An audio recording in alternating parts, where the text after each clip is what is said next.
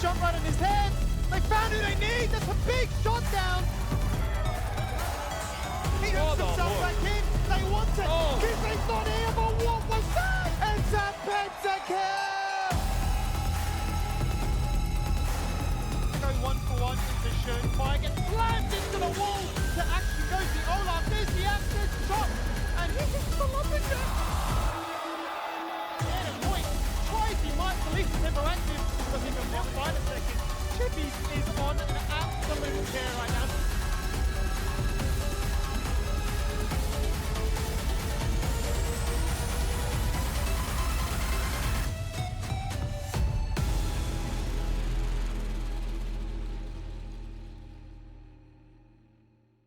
Good afternoon, everyone. Welcome back to LCO. It is our final week of regular season, week number 6. I got Max beside me, I got Skimmy, and I got Rusty over there.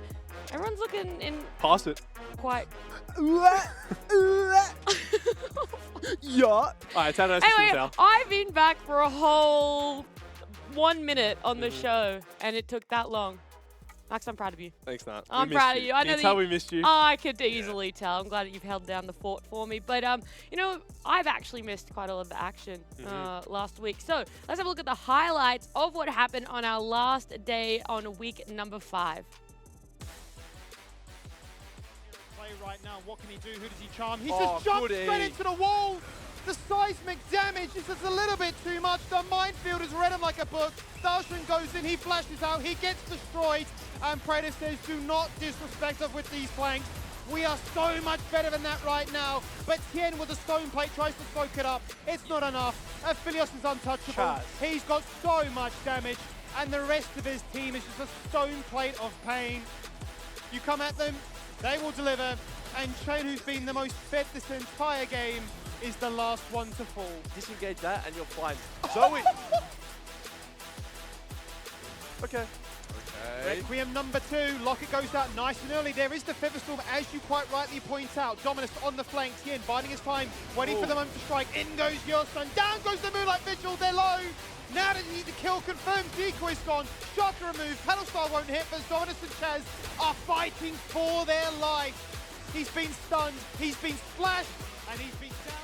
Mammoth and Direwolves, I'm not going to lie, I did not expect the series to be going that way. I think that actually reflected in my predictions. But yeah, it was a thriller. You guys had a great Super Week, a great Wednesday last week. Before we look at the the standings, was there anything that really stood out that you're like, ooh, bit worried for some of the teams coming into this final week?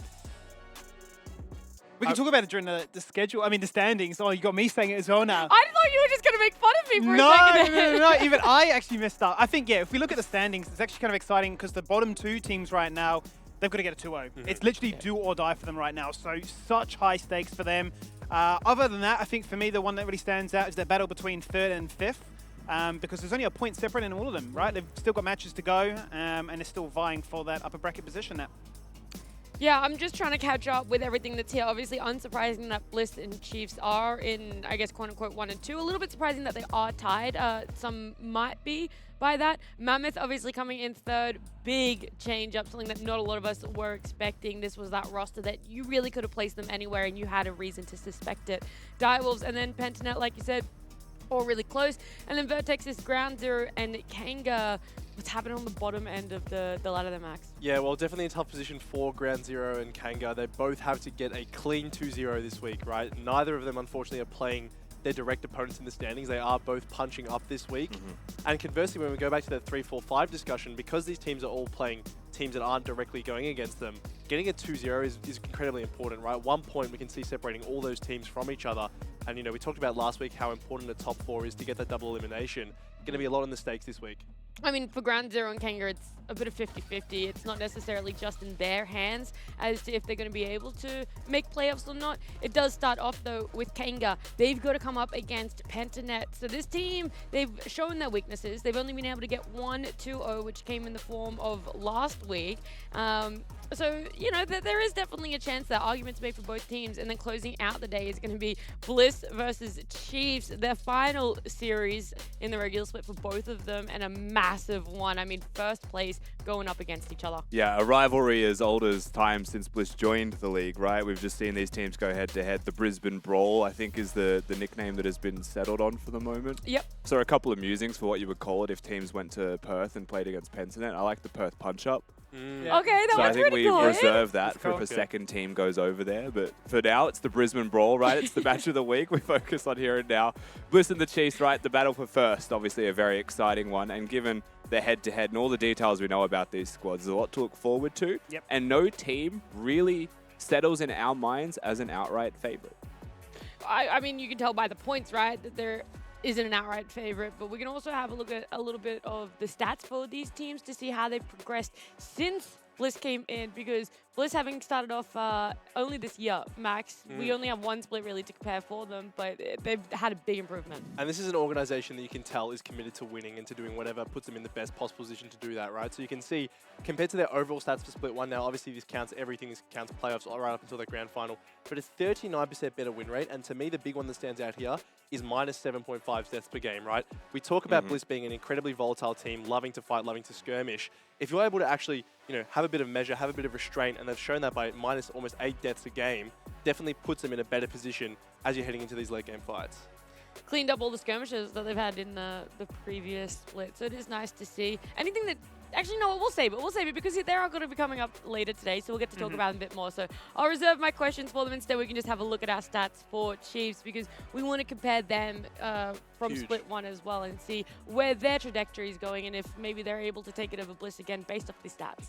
And I would say one of the most dominant starts to a split possible when you look at the Chiefs, right? Their first 6 games, they're averaging, 3,100 gold difference positively at 15. Yep. 6 games in, it was 6,200 odd, right? So even though it's been halved, that is an insane difference in gold when they average a negative gold difference in split 1. And that's the thing to me, right, is this team has become so much more early game dominant. They were always this team that you were worried about at 30 minutes plus, right? You were always scared of that Raze Aladoric, their team fighting prowess with how much experience they have. But now they're winning early games as well, right? And I think up until a couple of weeks ago, they had 100% win rate when they hit at 15. That might even still remain. So this team, where do you actually attack them in the game? Yeah, it's hard. I'm not jealous of Bliss or Chiefs, the position that these guys have to be in. Both of them want the win there. There is a way in which they draw, but that's our match of the week. It's actually probably personally going to be my match of this split. Yeah, with how the way it's progressed, there is nothing more that you could have on the line between these two teams. But Skimmy, you haven't really talked too much, so I gotta Oh extract no, what a some. tragedy. I know, it's the worst. I hate it when I can't hear your voice for too often. Too kind. We wanted to talk about patch 13.12, the champions that we've seen on it, some Yep. of the success that's come from these champions, and which ones exactly are finding that success. That's right. So we find ourselves on 13-12 for another week. So I thought it'd be kind of exciting to just talk about some of the winners on this patch so far. You're seeing 5 games here for the Alistair, 100% win rate. 3 of those games actually played into the rail. It was a nice little counter matchup into that one to knock the rail back. Ever since it's come into play because of the rework, it's been a pretty strong addition to that. But Alistair kind of hard shuts that down. You've seen the likes of Appy, Yursan, Rosie, Aladoric all look to try and pick this one up and have a high degree of impact with it. Jax also another standout. We had the double banger from Chippies in their first 2 over the split. Blind picked it, didn't get punished, had an absolute fantastic performance from days 1 into 2, and showcased that Jax is another one of those champions that certainly can be punished, but is looking more and more blind pickable. I'm actually seeing a lot of the major regions, the top 4 big regions out there. It's the top 3 most played champion, top 4 most banned away in the top lane as well. So it's a really strong champion in the meta right now. Obviously spikes incredibly well with that first myth guide and even the Sheen coming online. Akali, the last one for me that stands out. It's only Kisei and Day started out playing this one. Flashy assassin, all about me. Look what I can do. I will carry the game to victory. A champion that speaks volumes in that regard, and yeah, they're undefeated on it. Yeah, I remember the Akali, specifically on Kisei, the flanks that he was able to get with her, just the way that he was able to work around a team fight, and then all of a sudden you're immediately in the numbers advantage because of what an assassin can do and just explode and pop a champion like that. So we'll see if they're going to get picked up, because some of the players you mentioned that specialize in those 3 champions are playing today. It'll be very interesting. Do you know the pick ban, though, for them? Were they banned a lot on this patch as well, or...? I would have to look it up. The Okay. Jax and the Akali? Yeah, or even I don't think Jax gets banned very often. Philios most picked as well. Mm. So high priority champions. I don't think many of them. They're are very getting low. banned. Like Jax Yeah. is 13%, Alistair 8.7, Yeah, and it's not Carly much. 17. Like, So it really is like being let them picked go at the through. right time, Yeah. and you're just like, I've got you. This is it. I'm going to show you just how busted this champ can be in the right hand. That was the interesting thing. It wasn't even at the right time. Like Chippy's literally You're just blind blind picked picked it it, yeah. twice and just had a field day with it. The right time is this patch for him. The right, That's yeah, the what right it time is. is any time I have a draft opportunity to pick it. I love it so much. Guys, because we're nearing the end of this season, it gets a little bit sad, you know, but the one thing that we can look forward to that everyone knows is coming up is going to be finals. And if you guys want to watch finals in person, if you want to see it with some of your homies, then you can head on down to Fortress Sydney. There is going to be a live watch party down there. It is $12 entry, but you get a free drink included in that one. There's a $150 prize for best dressed and a League of Legends themed quiz. So Sunday, July 30th, starting at 5:30 p.m. You can join the Discord for some details, or you can head over to lco.gg, I believe is the website, to purchase those tickets and find out some more information. Look, if we weren't working it, we'd be down there. We might be Yep. there after. We could be there afterwards as well. We may just race there. Yeah. Obviously, we can't do I'd be the like, viewing oh, party. congratulations, insert champion. I'll see you guys at Fortress Sydney. Bye. Yeah, pre-record the whole show. That's actually Just good, write out yeah. the script right now. Yep, sounds good. But hopefully we see you guys down there. Hopefully there's going to be a big community of you all there, because I know you guys love to be on this show. I know you guys love to support us, and you like to answer our questions that we post to you every single day. From the fans today is, what is your favorite champion rework? You can let us know using the hashtag LCO on Twitter. I know some people have already submitted it, so let's just pull up those champs that you guys have thrown our way. Nadette said Gangplank, who got disabled because Oh, he yeah. died. I forgot about that. That was a cool niche micro Bilgewater event with like Misfortune, right? And he had died, so you couldn't pick him. I don't think they've ever done anything like that. No, it's because for another like champion. Gangplank mains are in shambles. Exactly. They literally cannot play the game right now Yeah. because Riot's having a fun event. Yeah. So they were upset. So I'm not sure that'll happen No, again. no, but I doubt it it was will. cool. It was cool. It was cool. Just one of those little history tidbits there. Another champion coming up on our screen. Ty says, everything except Graves. True. Why? I love Old Graves. Why? I said this Graves You before. was can't just hype, say you man. can't just say I love old Graves. Old Graves was an AD carry. Mhm. Then they reworked him, made him a jungler. Or then I guess became like a laner as well at some stage, mid and top. But I remember posting this a while back, maybe even like last split, and Raze was like, true. Even I agree with you, Skimmy. I was like, holy, I've been blessed by Raze. Like, there we go. Old Graves was like high mechanical ADC. He was So, fun. like all of the good ADC mains were like kind of like Vayne, right? You look at Vayne, that is exciting. Graves was the same. Like you min-max so well, it was super exciting to play. And old Shen, point and click abilities. Vorpal Blade, Yeah, bro. yeah. Oh, I missed Old that Akali, so much. point and click shuriken. So, I actually so do kind of good. miss old Akali. I will say that. I tried to play her when she got the rework, and I was like, you know what? I actually now have one less champion in my champion pool. Yeah, Old we'll mention Tarek. that one. Old Well, Tarek? actually, we're not even talking about what do we prefer. We want We've the old listed ones them all. back. We derailed it completely. Well, I'll put it on more positive note. I like the new Mumu rework. Yeah, we know that. We know- Saved. And why is that? Saved, guys, saved. Yeah, now he's more viable. Let me tell you. We got a few more from the fans that you guys don't want to hear me rant about. And Mumu instead, King DJJ said the upcoming Malzahar one where Riot delete him from the game because press one button and farm is fun gameplay. He's astronomically unfun to play against, though, in mid lane. It's Yeah. just so uninteractive, and then you get ganked, and they press R on your head, and you don't feel like you can do True. anything. While true, I think majority of the player base is illegal. They think it is to buy a QSS. Like they're allergic to a QSS purchase, which makes the champion irrelevant. Yep. Otherwise, he'd be meta. Just saying. Food for thought. Yeah. We'll see if we have another one. I'm hoping production have some more up the sleeves for us. Here we go. Deadly G said Kale rework is pretty goated. Which one? She's had like a billion. Really? I love feel the like- leveling mechanics on the current KO rework. Yeah. Though. Like the fact that you look visually different at like 6, 11, and 16, as well as the effects on it, I think is a really cool concept. Where like in comparison, Kassadin doesn't get cooler No. at 6, 11, and 16. He just gets progressively more broken. I think at least Kale looks really badass. Like while starting to. When did that deal more rework damage. happen? Because I'm trying to think if I ever would have played her before the. Well, the very recent one happened like a couple months ago. if Oh, that. okay. But I before she didn't know got about that one. changed to like how she looks now, the full VGU, Yeah, that'd be a couple years. yeah, a right? couple years. Yeah, maybe okay. 3 I think years. I've only played her since Mm. then she got that big rework. Because that's all I ever knew was that she Had the evolution. Yes. Yeah. Thank you. I couldn't think of the word. All right, last one. Devilo said against the spirit, but least favorite was Maokai rework. I miss I'm trying to remember what Dude, there was a really was. funny moment with Soul Strikes, who's a pro coach, where he was trying to explain the old Maokai but couldn't quite find the words for it. And so he was just sitting there during a broadcast. He was like, that what's he called? Where the old Maokai ult used to clap his hands together, and then around him would be like this spawn of his ultimate. Yeah. And damage, So- it gave you damage reduction and your teammates That damage rings reduction. a Yeah. bell. Yeah, okay. I love that he ended up just going into charades Yeah. to try and do it. Couldn't Three solve words, it, so just clap, clap. guess. I love it. All right, that's a good one. I like everything that you guys have submitted. You can still submit, and we'll talk about it later on throughout this broadcast because we always want to hear from you guys. Now it's your time to shine, though, my lovely analyst, my lovely little panel here, because we're going to talk about our first matchup. Kanga up against Pentanet. We're going to look at this Kanga roster, and we'll see not much has changed.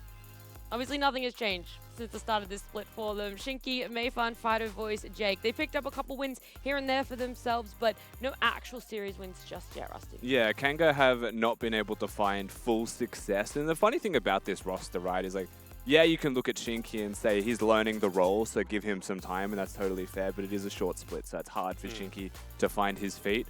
Mayfan's good, Fido is good, we know that, and we know that Voice and Jake both have been either very good in the past, have been stars of their teams, or have potential to be very good players. It just feels like we're looking at a squad that doesn't have enough time to truly become their best selves, and so they're trying to cram it as best they can for the immediate test instead of having an easy passing grade in the future. So there has been a lot of difficulties and trials for them to try and get through. But even beyond that, they've had an incredibly tough road home here. So their lead up to this series was Direwolves into Mammoth into Bliss and now Pentanet. And that's your way to wrap up the season. Like, it's easy to look at their match history and say, wow, they lost their last 6 in a row. That's so rough. But like, damn, they had some tough opposition. Everyone up there, that had kind of secured themselves playoffs by the time they were facing up against Kanga. So Yeah. really difficult position to be in. Anything you wanted to add about this roster, or you just want to jump on in? You want to hype up Pentanet? Well, no, I wanted to play devil's advocate there for a Okay, second good, to good, go good. back to the point where it's a very short split. This is a must-win game. In fact, both games are must-win, right? So this could actually be their last 2 games for the entire year if they don't win the Don't first say one. it, no! I'm just saying, I'm going In to be terms that of- guy. I'm not going to I be mean, that that's guy, yeah, his reality. but they need to gel right now. Oh, okay, that Get that makes me super sad. glue ready, man. Yeah. Desperate. Okay. Well, maybe you can bring that same sort of energy. Pentanet. They're not as I'm on under the the Pentanet hype train. Matt or Shine. I knew it. All right, Max, you can hype me up for this lineup. It's got Chippies, Shermfire, Doggy Violet, and Appy. Well, this is a team, and I don't want to go off recency bias, but I'm going to go off recency bias. They are looking great. They've finally gotten into the form that we've expected them for the entire split, right? Every week was a question of when is Pentanet going to flick that switch and finally get a 2-0, finally show that they are consistent and they are the players that they have their namesake, right? And to me, this is a team that's finally ramping up. Obviously, today will be a test. Yes, it's a bit of an easier match, but if they can continue this 2-0, it puts them in good form heading into the playoffs. I think for me it showed like a new style of play, right? The fact that we got a Galio coming out as their last pick here for Dongy, the fact that they could lock into Jack so early on and say there will be that side lane protection. I am going to be there to try and influence that. Obviously we had 2 games from Kindred from Schönfire as well. They're going to put on a bit of a clinic and be an absolute monster when it came to the team fights with an ultimate that would look to try and really deny a lot of the killer instinct that their opposition have. So I think it was a really vital 2-0 for them to have. At a great time to try and close out the split in high fashion leading into playoffs. And that's what I really want to highlight is not just the Galio, but the fact that they are blind picking Jackson, the question on why. So the old meta, I think it was last year in competitive, used to have Jax being picked regardless of matchup, and then they would just slam a Twisted Fate with it. So that way Jax was always going to get fed because TF at 6 would gank that lane. We've seen Dongy play TF, we've now seen him play Galio, and so we can kind of acknowledge that this may just be a strategy that they have, right? That no one else is aware of because they do scrim VCS in Southeast Asian teams. So it could be there's something new that they've developed, and I think this is a sign that they are growing in trying out all of these new things, just maybe not perfect all the time, but that clear development to me is a big plus. And if they get 2-0s without the strategy being perfectly played, like, look forward to this team in playoffs. You know what I really like is they've always been a team that's been red side for this split. We've gone through 3 different patches. People are trying to be like, no, blue side's obviously the OP side. It's got all this broken stuff when it comes to being able to draft for yourself. But they've always stuck with red side. Then we come into 13.12 and people aren't really sure which side is going to be this like busted side, right? And Pentanet are still sticking with red. Then they're able to pick up, like you said, some of the blind picks for Chippies that works well for them. So it actually does interest me and excite me for what's going to happen for them in playoffs when it does come into another patch again. Are they still going to favor this side? Is it still going to work in their favor of what they're able to blind pick, or are there then going to be certain things about that strategy that you talked about, Rusty, that might come to show and you can't fix that anymore by being red side favored? I'm personally so curious because every single time we've had an interview with them, they always relay the information they're getting from scrims overseas in Southeast Asia. Oh, they do this, they do that, but OS plays so much slower. OS does this, OS does that so differently. So it's almost like they're wanting to name themselves as a very reactive, responsive draft team where it's like, okay, what is the OS meta today? Okay, this is what we've done in scrims. This works so well against, like, you know, VCS, PCS, whatever it may be, but maybe doesn't translate so well in LCO. So it's almost like it's not necessarily been the case of Chippy's going to be the default 5th pick. We've seen everybody now on the side of PGG say like, oh, I think this is the great response to try and, you know, give us that extra emphasis of why we do play in Perth and why we do have these, you know, different scrim partners. Yeah, well, we've highlighted Chippy's a lot in this, and we're going to highlight him yet again because we have him and Shinky in our head-to-head graphic here, the top laner matchup. We've got a lot of stats up there, so Max, I'm going to have to ask you to explain it all for me and what information you're getting from it. I will do my best, Nat. To me, the big ones here are the KDA, average damage to objectives, really speaks to laning phase and, you know, individual carry potential. That's the tough word to throw around, but even looking at the champions, right, you see Olaf and Renekton coming out for Chippies, whereas Shinky, very much a devout tank player, Gragas, Ornstein, and he knows his role in this team. It's to get through laning phase, it's to come to team fights and provide value for the rest of his team. That being said, this is definitely an avenue for PGG to exploit, right? If you are happy hand-checking a top lane matchup, you've suddenly got Chippies on a Jax who, even if he's not getting kills in lane, he's getting a CS lead, he's hitting plates, and he's coming to these team fights. We saw what he can do when he's ahead. He's just able to take over in a game. Yeah, this is a matchup where I think Chippy should look to be at least in part a win condition for Penn if they want to win this series easily, right? Because right now, Shinky and Chippies, if they're both just going to handshake tanks, that's a support main dealing with a tank matchup who's just going to get out of lane and still be a tank for his team. So keep Shinky uncomfortable, especially if laning is the weakness, but then provide that split push potential win con that Chippies can provide with the Jax that gets them over the line and has that extra flavor that Kanga can't replicate yet. Alright, I'm a little bit nervous for Shinky. Not so much for all of Kanga though. You know, I have faith that maybe they're able to do this whilst you're pitching it as a do or die, Max. I'm sure the boys aren't feeling the pressure just the same as Max is trying to lay it on. We do have Mayfan here to join us, so we can sort of ask that question. You know, Mayfan, how are you feeling for this series? Is there a lot of external pressure, or are you guys just happy to play? I mean, it's our last game. It's do or die. I think we're just going to play our best. If we make it, then that's great. If not, then that just means we weren't prepared. Perfect, taking all the pressure off there. Now, I wanted to get your thoughts on PGG. They've only got their first 2-0 last week. Do you still think there are inconsistencies you can attack? And if so, what are you looking to exploit? I think Shinky, he's just going to solo bowl all the top lanes. Okay. All right, so it's a lot of confidence. It's not the way we were thinking about the matchup. But anyway, I wanted to get your thoughts on your team as a whole. Obviously, you guys come in with a very unique approach to draft. We saw last week you guys even doing a lane swap. How much do you think having that X factor can help you take some games off these top teams? Well, honestly, it just depends who I want to gap. Do I want to gap mid lane? Do I want to gap jungle? I think it's a great little like switch up. If teams aren't expecting it, I guess it'll work. But other than that, it's just a neat trick. Nice. I want to know, you know, obviously we kind of said what the reality is here. It might be the last time that we are seeing you guys in the split. Hopefully not. But, you know, if it is, I want to know, what do you think is has been some of your personal biggest improvements, and then also just the improvements or strengths of Kanga as a whole over this split too? I feel like with our new coaches coming in, Morgan and Yoni, I feel like our macro game has improved. I feel like it's a lot, like we're a lot more realistic about what we can do and what we can't, and I think that's a nice it's a nice trait to have, because you get to see you get to have some foresight into what you can do and what you can't do. Yeah, nice. Perfect. Well, thanks very much, Mayfan, and hopefully this isn't the last time we're speaking to you. Good luck tonight. Thank you very much. See ya. I don't know why I was so delayed there. I literally waited until he was off the screen and I was like, see ya.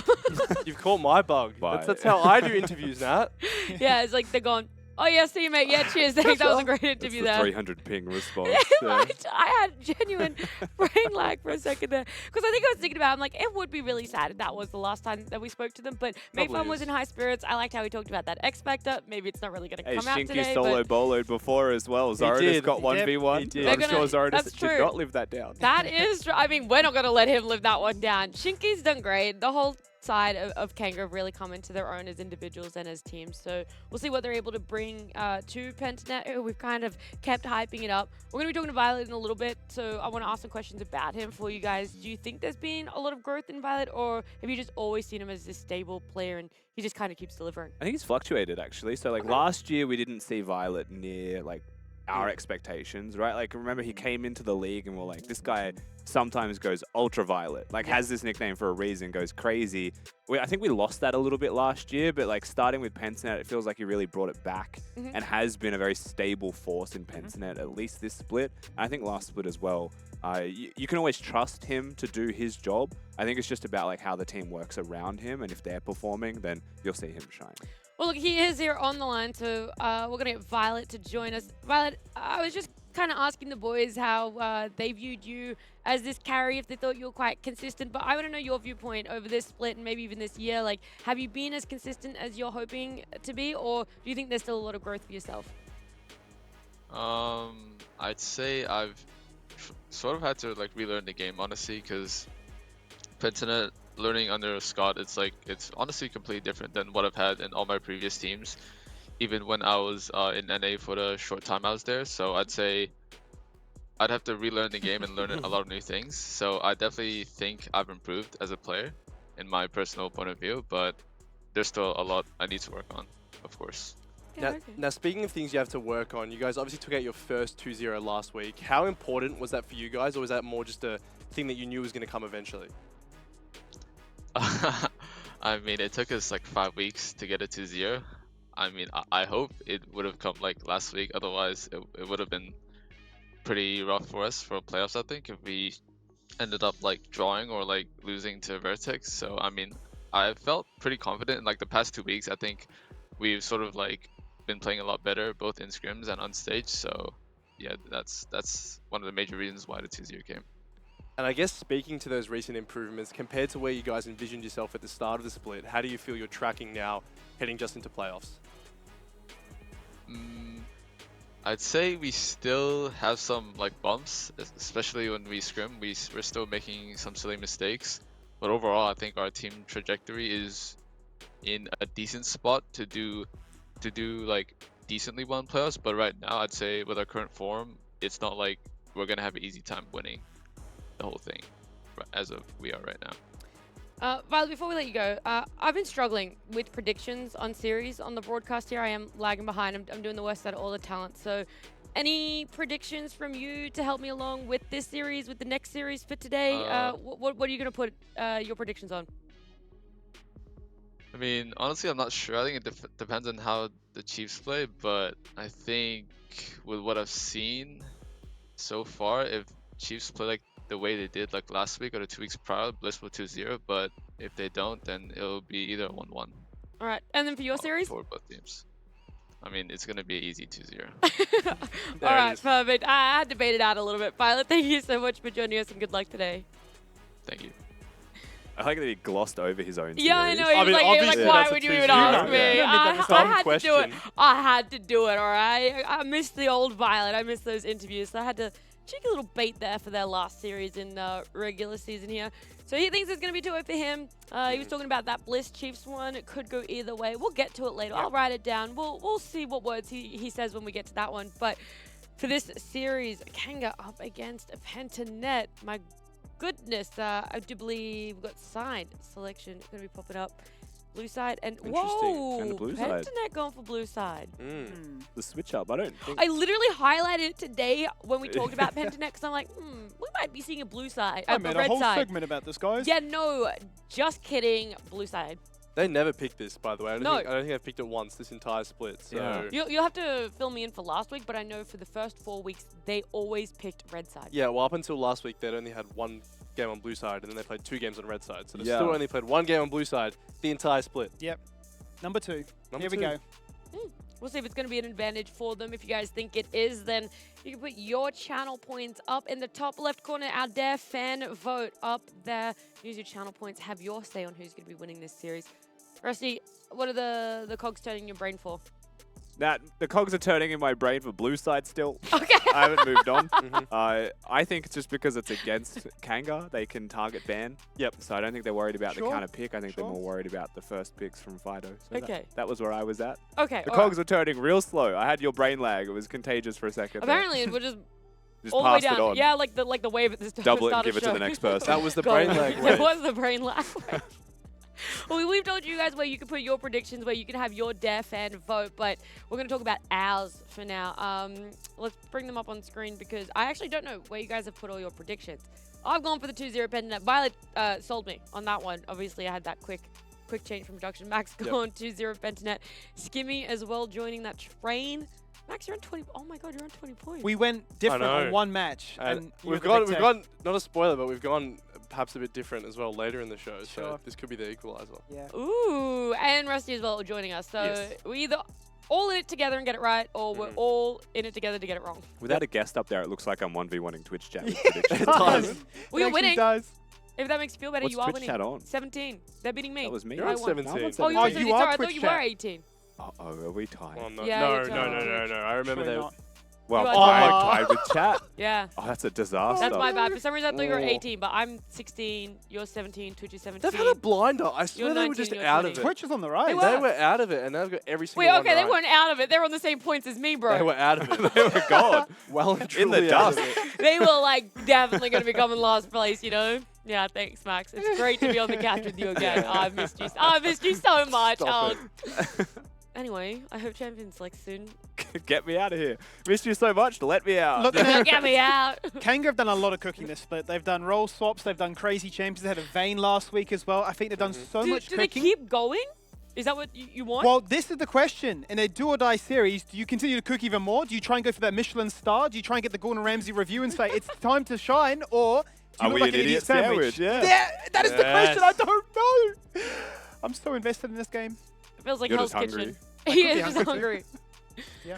It is going to be tough. I would like to see them reel it back in a little bit because it is Pentanet. It feels like they have all stops. But in saying that, going to have that side difference. And I think that's where you can pull out what you've been cooking because everyone has favored blue side so much. You really don't know what is going to be on the cards for them. We have no idea. The only thing I do know is that Champ Select is ready and we're going to jump on into it.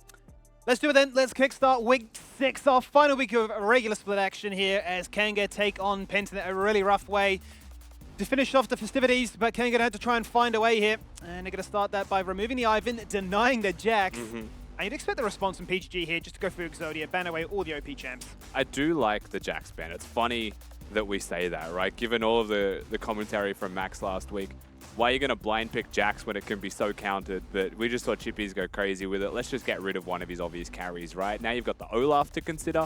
And I think that's kind of the depth of his current confidence carries. Yep. And then we have maybe unrevealed A champions. cheeky Gwen or- in there, maybe? Yeah, maybe you chuck a Gwen in there. I don't know if he's played this is a lady. He yet. played it once, and that was that one game they were so close to winning. I'm trying to remember which team it was up against. It rings about, might have been Chiefs, but it was so close. He tried to really 1v9 that series. But either way, Tristana gets pocket picked, or pocket banned, I should say, away here from Fido. First pick, first priority, locking his ear, not a care in the world. That man on Yeah. your screen right there wants to win this game. Yeah, they don't want Dongy to have the Azir either. It seems to be that from the moment he secured that win against the Chiefs, secured the pentakill, they were like, never again. True. The whole league collectively just said no. So they're going to lock in that Azir first pick. The response from Pentanet just, again, makes a lot of sense. We saw a big drop-off in Jinx. We did. Globally, I want to say, not just in the LCO, but like Jinx started as the most picked Aphelios second, and then it just became only Aphelios and all these other assorted champions. Jinx starts to come back, no changes really to her. Static Shiv meta kind of swung it away, but Jinx back, I still think very good. I still think very pickable. Goes with the Ahri, so they're looking at a comp that could have a Vi third pick, and it's an insane pick composition already for Pentanet.gg. But Kanga going to take a page perhaps from the Bliss book here with the Maokai, but it's not a Jace mid yet. No, it certainly isn't. They're considering the Aphelios, which actually was Violet's streak now broken. 4 games of Aphelios in a row, so it's going to be defaulted to the Jinx instead now. actually decides to go against the Aphelios, wants to be a lot more aggressive in lane, and slams the Draven. And this is an interesting one because we know that Voice is a good Draven player. He knows the ADC in the matchup. He doesn't have a grasp on the supports yet. He also knows that an Ahri could lead into a pick composition. So has gone for something that could very easily be killed. So we just have to keep that in mind. But Maokai and Azir are very good at protecting you.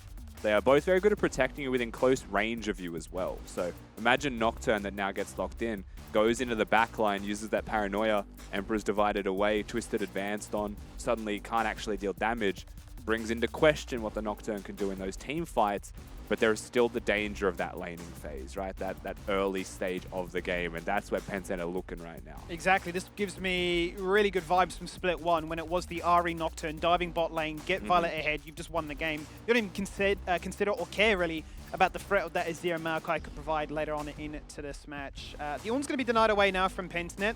Last time, notably, Kanga played this Draven. They did partner with Jake on the Rakan. I would actually think Rakan would suit really well here again. Whether or not that gets denied here by PGG is up for debate. But they will deny the Olaf as well. So if you're looking for the carry style top laners, it really is that Gwen still up for grabs. But definitely looking to try and protect Shinky a little bit more. And no reliable mobility here from an Azir or a Draven against an Olaf either. So they pick their low mobility champions. They'll ban away the Olaf. There could be some serious kill threat, though there's still going to be plenty of options here, it feels like, for Pentnet as a whole. With that in mind, I am not sure what it is that Chippies would pick if he wants to be a carry right now, bar the Gwen that you brought up before. That's going to be taken away as well. So we've just named everything that Chippies can carry on from recent memory. Shinky's saying, I want you to play a tank. Yeah, which defaults to this, right? Like, Yeah. he just defaults to a blind pick tank or a Renekton, regardless of his matchup. Cassante is there as a champion still, but I don't think we've seen Chippies play it once this split. I believe his answer has always been Renekton into Cassante, willing to give that matchup away. As I alluded to this before, we saw the Maokai without the Jace, and I'm wondering what this will result in, because we know that Winterer, Dongi now, when he was Winterer, played Azir top lane. He did. Does Shinky take after the master of the Azir top? Would that be a spanner in the works to say, hey, you're going to go Azir top, I'm going to play Jace mid, which just does not scream bells as a fighter champion. But it's not to be the case. 4 games in a row, though. 4 games in a row for the top lane of a tank. Gragas would be assumed here by Shinky. And to round things out, they actually go for the Milio instead. So they got themselves a nice degree of cleanse. I mean, that Breath of Light is going to be phenomenal into all that diving potential that PGG have. Yeah, especially because it isn't something like the Vi, right? It's the Nocturne, which you can time the Breath of Life with. The Charm, which is very easily seen, right, and predicted and can be dodged out of. Still, I think a champion like Rakan can help out the composition of Pentnet a lot here. Something that's like a reliable form of engage that can't just be outright cleansed out of. I do think is quite valuable here, so I like this. I like where Appy's chosen to go. Has got diving members to work with. And I think, you know, when you look at Milio, you look at your opponent's team and say, do you outrange them now? Right? Is suddenly this Draven pick just unstoppable because you can sit back and deal damage? Well, not exactly, right? Yeah. Because all of the damage that Pentnet have is backed by a part of mobility. At the very least, Nocturne's ultimate, right? And then Ahri has 3 charges, Renekton Slice and Dice, Rakan with the Grand Entrance jumps in, and Jinx just sits back and hits rockets from the range and gets excited.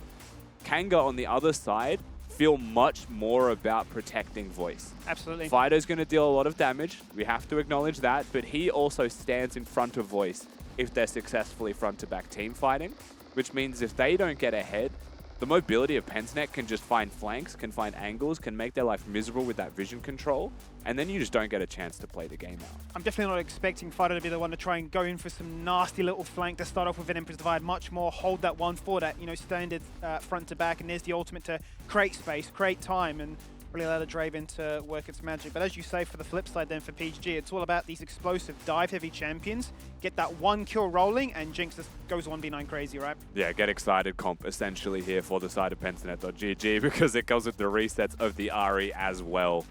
I mean, I think this is a really dangerous comp. From memory, Pentnet have played the Ahri Nocturne even earlier on in this split. I remember a lot of bot dives. And if you think back to the reasons, you know, off the top of your head, why is Pentnet.gg such a terrifying team? It always has been their ability to push mid, to work with Schernfire on the bot side of the map, and to dive bottom. They're so good at doing that setup play that unless you're a really good team or super aware of the fact that it's happening, you can't counter it. And countering it just tends to be losing. Yeah, as you say, last time it was played, had a pop-off performance with 12 kills to his name. It was an eco in the mid lane as well. Feels a similar niche, you'd have to say, the Ari, right? You're going to find that charm, find that bit of CC, lock them in place and get crazy with it. But the fact is you're, once again, playing in a similar setup where it is all about making sure that the Jinx can shine, can excel, can show off and just really mechanically be better. And because they're diving, it's so easy to be the Jinx, right? Chuck the rocket in during the paranoia. They're not going to be able to reflex flash that Absolutely. one. You know, there's a lot more ease of team fight access, and I also think Nocturne Ultimate is just like low-key one of the most broken abilities in the game, even just using it to turn the lights off, right? Not even to go in and get that dive yourself. As of course you're seeing, we have a small delay here. Hopefully we get through it as fast as possible. Game 1 between Kanga and Pentanet.gg will not be too far away. And remember, while we are here, the stakes incredibly high for both of these teams, in truth. A 2-0 for Pentanet to secure them the best possible spot in the standings is crucial to get those 3 points and make the playoffs completely successfully. For Kanga, they need to get the 2-0 if they want to make playoffs. Sitting on, I believe, 2 points right now. Yep. They are 2 behind the 6th place position, and top 6 make playoffs. Well, as you say, Penta at the bottom of that rung when you've got that 1 point divide between 3rd, 4th and 5th. So it's very important for them to try and secure themselves that upper bracket position, currently sitting just outside of it. Jake, you can see, is absolutely going crazy about something. What's he doing, man? Lobby remake, what's going on? Something like that is what I can imagine. But look, either way, as you say, stakes are ever so high. And I think also the fact that PGG finally found their first 2-0. They went into a new look Vertex, a squad that had 2 new join members, and you're thinking, okay, a stronger squad overall. You heard from the interview from Chippy saying, you know, we're looking to try and find our voice in the team, looking to try and find, you know, a little bit more of a clearer shot calling presence and look to try and make sure that we can be more consistent, almost like what Violet mentioned leading into playoffs, because there's going to be a bit of an uphill battle at the moment currently. But I think if they can come in here and have a very convincing 2-0, look, they got lots to be happy about. Yeah, I think they very much need the clean 2-0 for themselves. It's more to prove to themselves than anything else. I don't think it's about this point. It's not necessarily for them mentally to be like, oh, we need to, you know, 100% make sure that we're comfortable in this upper bracket and who we're going to be versing against. It's not so much that. It's just these guys are looking to be bottom of the ladder, not even really making it to playoffs. If we can 2-0 them and be really happy with that gameplay, that's going to speak and have dividends for everything else. I think from memory as well, it was Pentanet last split that we're saying it doesn't really matter where we finish in the regular season, because you're going to have to verse all of these teams anyway if you want to win the season, right? You want to win the split, you have to go through Bliss, Chiefs. So if you finish 6th, you finish 6th. You still have to beat them in a best of 5. So I think they're always playing the regular season out to fix those imperfections and try and time it for playoffs, which tragically for Pentanet in Split 1, the opposite in terms of form happened. But it does seem like the 2-0 is a good momentum build if they're able to find another one now. We should talk about the other side, though. Obviously, Kanga for themselves, we've already mentioned a number of times how for them to keep the dreams alive of staying, of potentially being in playoffs, they need a 2-0 here. Max, you liking what they've done for themselves so far? Is there this, hey, you got a chance? I think, yeah, I like them getting Azir. That's definitely great. I think Maokai as well, just a very facilitative pick. And then Voice on Draven, right, which has been one of his best carry picks here. The question for me is the Milio pairing. Obviously, be more of a reactive as opposed to, okay, we're going to try to get this Draven as many kills as possible. But certainly when you are against a Rakan, an Ahri, all these type of engaged champions, if you are able to peel back, we've seen so many times that Draven just farms up a Storm, gets to 15 minutes, gets a 1700 gold cash in, and then runs the game, right? So there's certainly potential for this to happen. The mid jungle looks very stable. And I'm very glad that Jace Hover was only a Hover and not locked in. We were sitting in the green room and Max was like, do not pick that. He's like taking notes. He's like writing things down. He's like, do not pick that. Do not pick that. Yes, I would have been very unhappy. But Gragas, obviously Shinky saying, okay, I'm just going to handshake this matchup. Gragas versus Renekton. You just farm. Whoever's more useful in team fights is the better top laner. Do you have the same, like, you've seen both of us backstage now, right? Oh, yeah. Are we the same? We're just like grumbling and ranting to ourselves while writing notes? A little bit. Like during draft, I think you both are very similar. Yep. You both do same things where it'll just be like one champion's hovered and you're just like, what? Why would you pick this? Don't you dare. Why? Yeah, you're both very similar in that regard. But like, yeah, no, definitely. But when it comes to games, I think you're a little bit different in the green room. But when it comes to draft, you guys are practically You gotta identical. take some tips from me. I just poll her. If you're stuck, just ask Nat questions and make her answer. Yeah. And I'm like, Def, definitely this. And Rusty's like, yeah, just say it confidently next time. We'll make that a segment. We'll get the backstage filming chronicles of me asking Nat the questions mid-game. Isn't it interesting, Max? Like the compositions are built in such a way where PGG are clearly saying, we're diving you, we're coming at you, we're going to kill you. Whereas for Kanga, it's almost like we're expecting that pressure. So we've got 4 champions that can first of all push you away, can disengage, and also cleanse out of the CC, and hope by some miracle that Draven is still alive, that you can just cash in. And this is always a question with these comps, right? Is if you can force that clean front to back, Kanga's comp is very good, right? You're having a Zed DPSing with Emilio buffing him up. Same with the Draven. Whereas PGG, full PCS style aggression, right? As soon as that Nocturne hits level 6, you know there's going to be a Herald fight coming. You've got early prior in all of your lanes, right? You are going to be skirmishing from the get-go. So whichever style, if Kanga can be measured, they haven't been particularly known to be the most reserved team, but if they can be, it certainly puts them in good stead for this game. Do you think it's just going to be a potential of Kanga being reactive, that Pendanet will be on the front foot? They'll be like, this is the objective we want, this is the fight we want, and Kanga will almost always have either less numbers or they just won't be ready to be at that objective? To me, it's about drawing your battle lines very clearly and being very vocal about which objectives you actually are wanting to contest. You never want to walk into a situation where like, oh, they're doing Herald, let's go start and fight them, because that's exactly what PGG will capitalize on with this comp. You have to be like, okay, we need to get a full 5v5 front to back setup, and then we can start skirmishing. PGG have lost games with a draft like this. I always remember that one where they went against the Chiefs, and they were just relentlessly diving bot lane, but Chiefs anticipated it, Chiefs read it. So I think with a comp like this for Kanga, if they've got a clear understanding of exactly what the game plan is for PGG, it can definitely answer it back and not fall behind like they have done by 15. Yeah, perfect. Well, the game has started. It's resumed. We'll let you guys go skimmy. Rusty, I'm excited to see how this game plays out. All right, we're into the action this time. No more dilly-dallying around. Rusty, it's time to figure out really what goes on in the Rift here to kickstart what should be a very do-or-die situation. You'd almost say for both teams, given the current circumstances. As much as it's all about Kanga trying to make it to playoffs, it is still for PGG giving themselves that best spot for a second chance in those playoffs. It also comes down to if anything would occur crazy at the level 1 mark. Neither team wanting a 1-1 series here in this best of 2. Last day of the regular season of the LCO, or second last day last week, to be more specific, so I don't just say lies.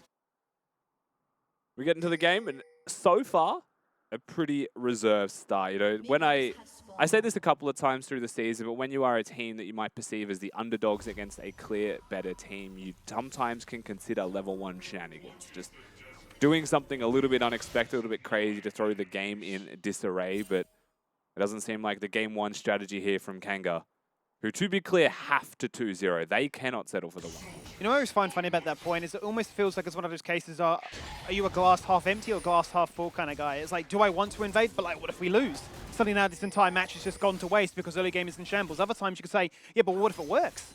And suddenly we're up by such a huge margin that their game plan is in disarray as a result as well. So it's always interesting to see just how teams set themselves up when the pressure cooker is this high. I think it's like losing on your terms though, right? Like if you're a comp that has a Braum and a stun attached to it as well, like you're just going to be unbeatable at level 1. So if you do lose that, it's just your fault. So at least it's your fault. Sure, like, you take ownership of it, right? Yeah. At least you didn't just lose, like you lost. And you kind of controlled your own destiny. But we are pretty early on into this game. You heard it from Max earlier. Pentanet have pretty good priority in most of their lanes here, you would expect. They also have the Nocturne who clears really quickly and should be able to get on the board for some ganks. Nocturne, of course, does like level 6 when he goes to gank. It's not just a 6 camp level 4 jungler, but he can, right? You can get the double buff, so you can go for that play. It's just a lot harder to execute, and most of that comes down to that mid lane priority. So Dongi very early on is already clearing these waves as fast as he possibly can and pressuring Fido. Yeah. If you're Pentanet, you want to see this happen for like 6 minutes of the game, right? And then you start to get the ultimates out from everybody, and you start to gank those side lanes. If you're Kanga, and we saw this last week's game, we saw a 1,700 gold Draven cash in. That's what you're after, right? Absolutely. You're after a stable laning phase, no deaths, and then that one skirmish that just sets you up. You certainly want to choose those battle lines, as Max mentioned, right? Find the moment to strike and say, we're cashing in right here with conviction and guaranteeing that you will pull ahead. Just briefly touching on the point you mentioned for Dongi as well, he is running the unsealed spell, but has TP at the moment, so you're expecting to still see a relentless amount of push to try and expend that mana to burn the TP nice and early, perhaps then switch to a combat summoner. Like level 6 comes around. Minutes. That's exactly right. Then you are just diving a lane, right, and guaranteeing that things will work in your favor. I mean, we talk about side lanes. We have a proxying Renekton He's just like, have fun, Shinky. We will not be seeing each other. He's got a ward at the Gromp. He's like, yeah, there's no jungler here. No reason for him to be on this side of the map. Clearly bottom. You can see Pentinat now moving down here. Scryer's Bloom to be hit. If he's going to wait a second, he may not see the jungler, but he will see the recall. It gets confirmed. Not sure that he saw. They did see the ward as well with that Scryer's Bloom lingering for just a second as well. And Schönfire just going to secure the double Scuttle Crab start with Raptors to go back to as well. So a very successful clear from him. Is going to find himself roughly 2 camps up, pending timing. Shinky with no camps to go towards is going to deploy to the most obvious side of the map. And look at Schönfire. He knows, right? The obvious side is where he cleared first. And so a second Scryer's Bloom will confirm that. Everywhere you go, Mayfan, Pentinat are aware of you. Completely tracked down, and should really be no surprise at the ward there as well. You can see really making life a little bit difficult for him to try and make anything crazy happen in these early moments. And it should really allow Schönfire to farm up an absolute treat and reach level 6 very quickly as a response as well. You can see here, Dongi now fully out of mana at level 5. Would expect to see that first reset come out, be right on cue as well.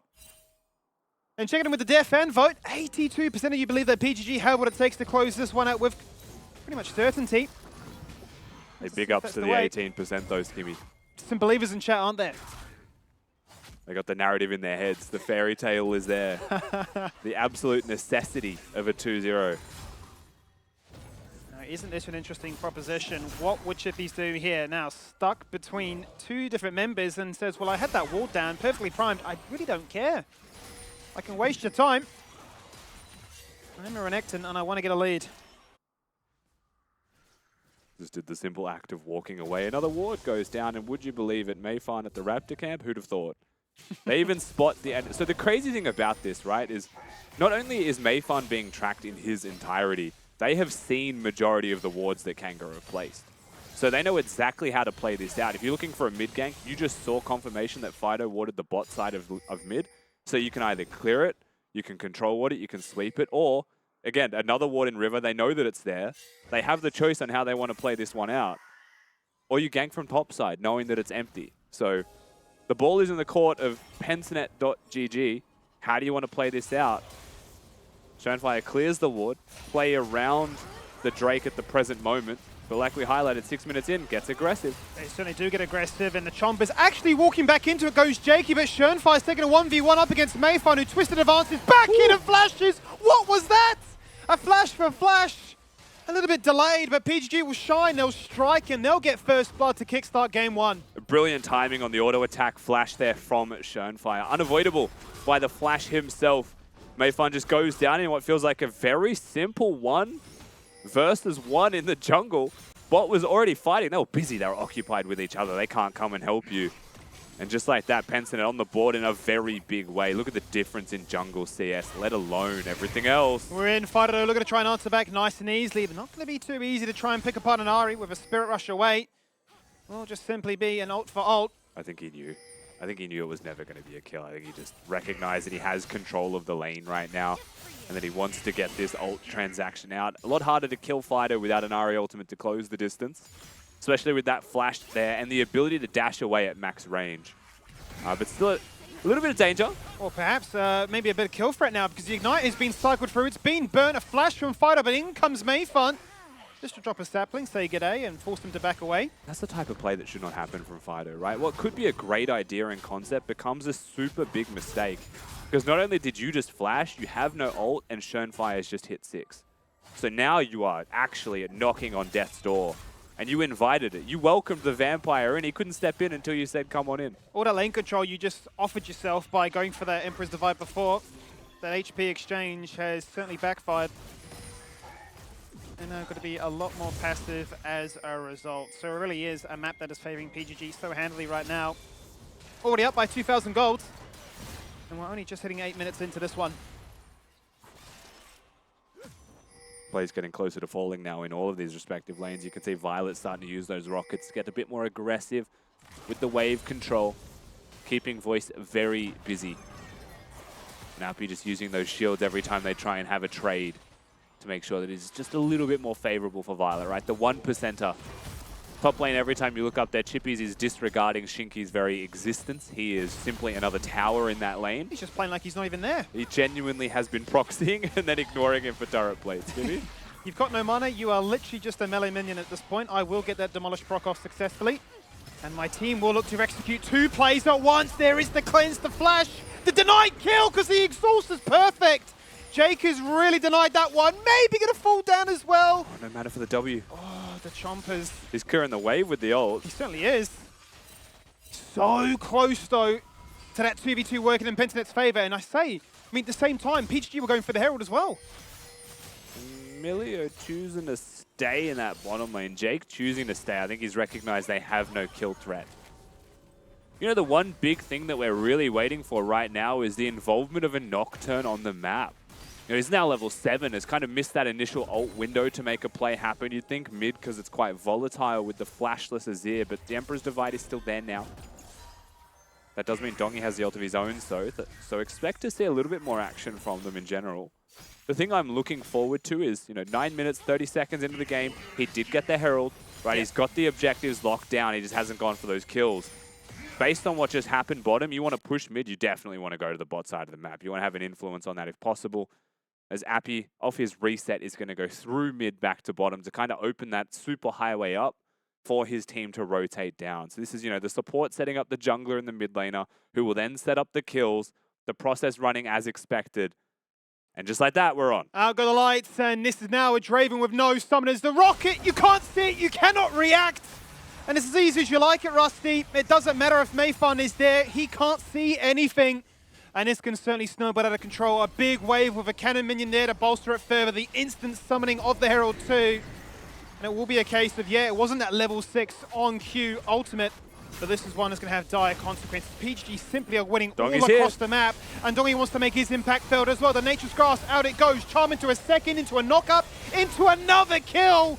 And this is PGG at their absolute best. And the execution is flawless. The gameplay from the side of Pensinet.gg is just a cut above their opponents 10 minutes in to this game. And they just look... I mean, listen, every time we check in with Chippies, he's disregarded Shinky less and less. He's the inhibitor. He's genuinely no regard for top laners right now. He's dealing with minions. He's just farming minions.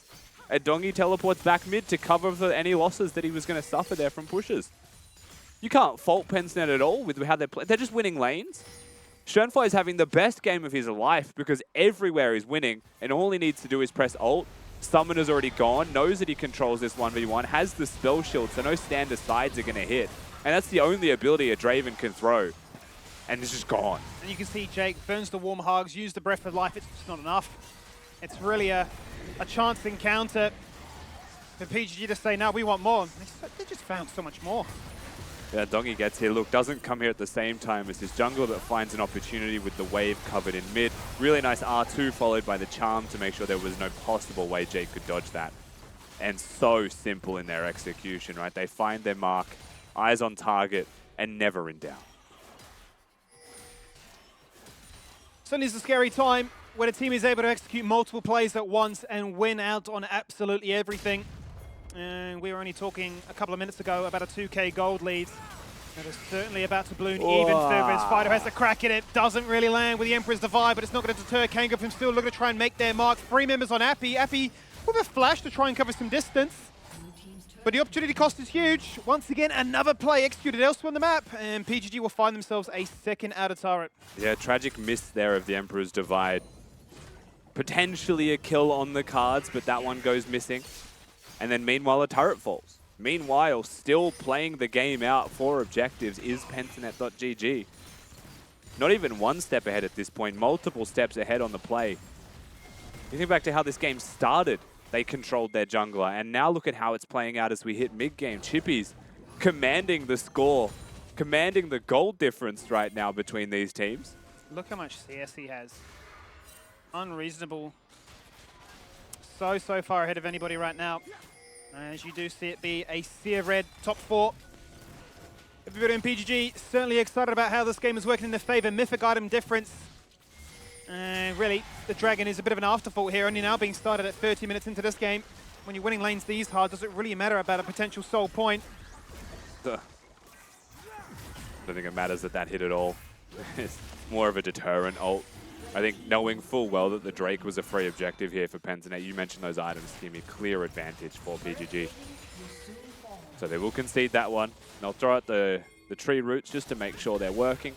They do. And Voice will catch the wave, but he also lost all of his stacks there with the death and bottom. We're looking for another one. Fighter does have flash, burns it, but still the tether connects! And Schönfire is able to gobble that one up. Chippies is in with the assist. And it just goes from bad to worse. Both times Flash is having to be burnt and being punished really hard because of it. Blue buff secured. Still a win here for Kanga, if nothing else. He will get the objective that he set out to achieve. Mid with 0 mana. Voice not going to be able to contribute much to the map right now, and his mid lane is gone in bottom with the second really sad flash in this game. Just unfortunate timings here. And they'll break the mid lane out of turret with no possible contest. I mean, we are 14 minutes into this game, and the goal difference is almost insurmountable already. This game is very quickly got away from them. Is this perfect game territory, or have I missed something?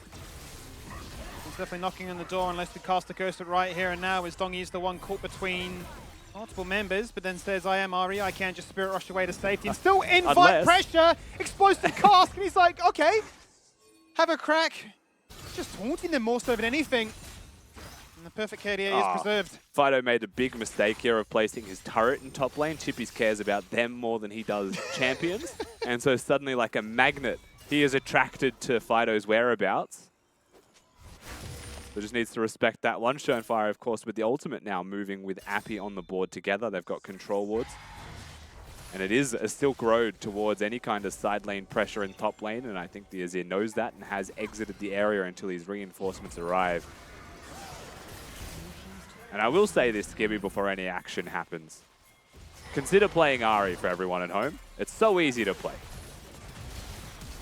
Well, let's consider a fight breaking out as a result. Breath of Light goes out really preemptively as the Paranoia hasn't been used until the very last moment. In goes Schönfire. Appy with a nasty charm onto everybody but Vito. Chippy's on the flank right now with a Dominus looking to try and find his moment to strike. And realizes that it doesn't need to occur. Violet gets the kill. He gets excited. They find what they need. And they back away with great discipline. An amazing engage from Appy working with the Nocturne. The Paranoia just becomes a springboard for a 4-man charm and a 3-man knock-up. And Pentanet essentially without their top laner who just played the side flank bodyguard. They get a pretty easy team fight win. They get to disengage their Herald. They get to push in bottom lane as well. They're up to inhibitor turrets pretty much everywhere on the map. And we really are looking at perfect game territory now. We wanted a statement game and a statement series from Pentanet to back up their 2-0 from last week. We're certainly getting that so far.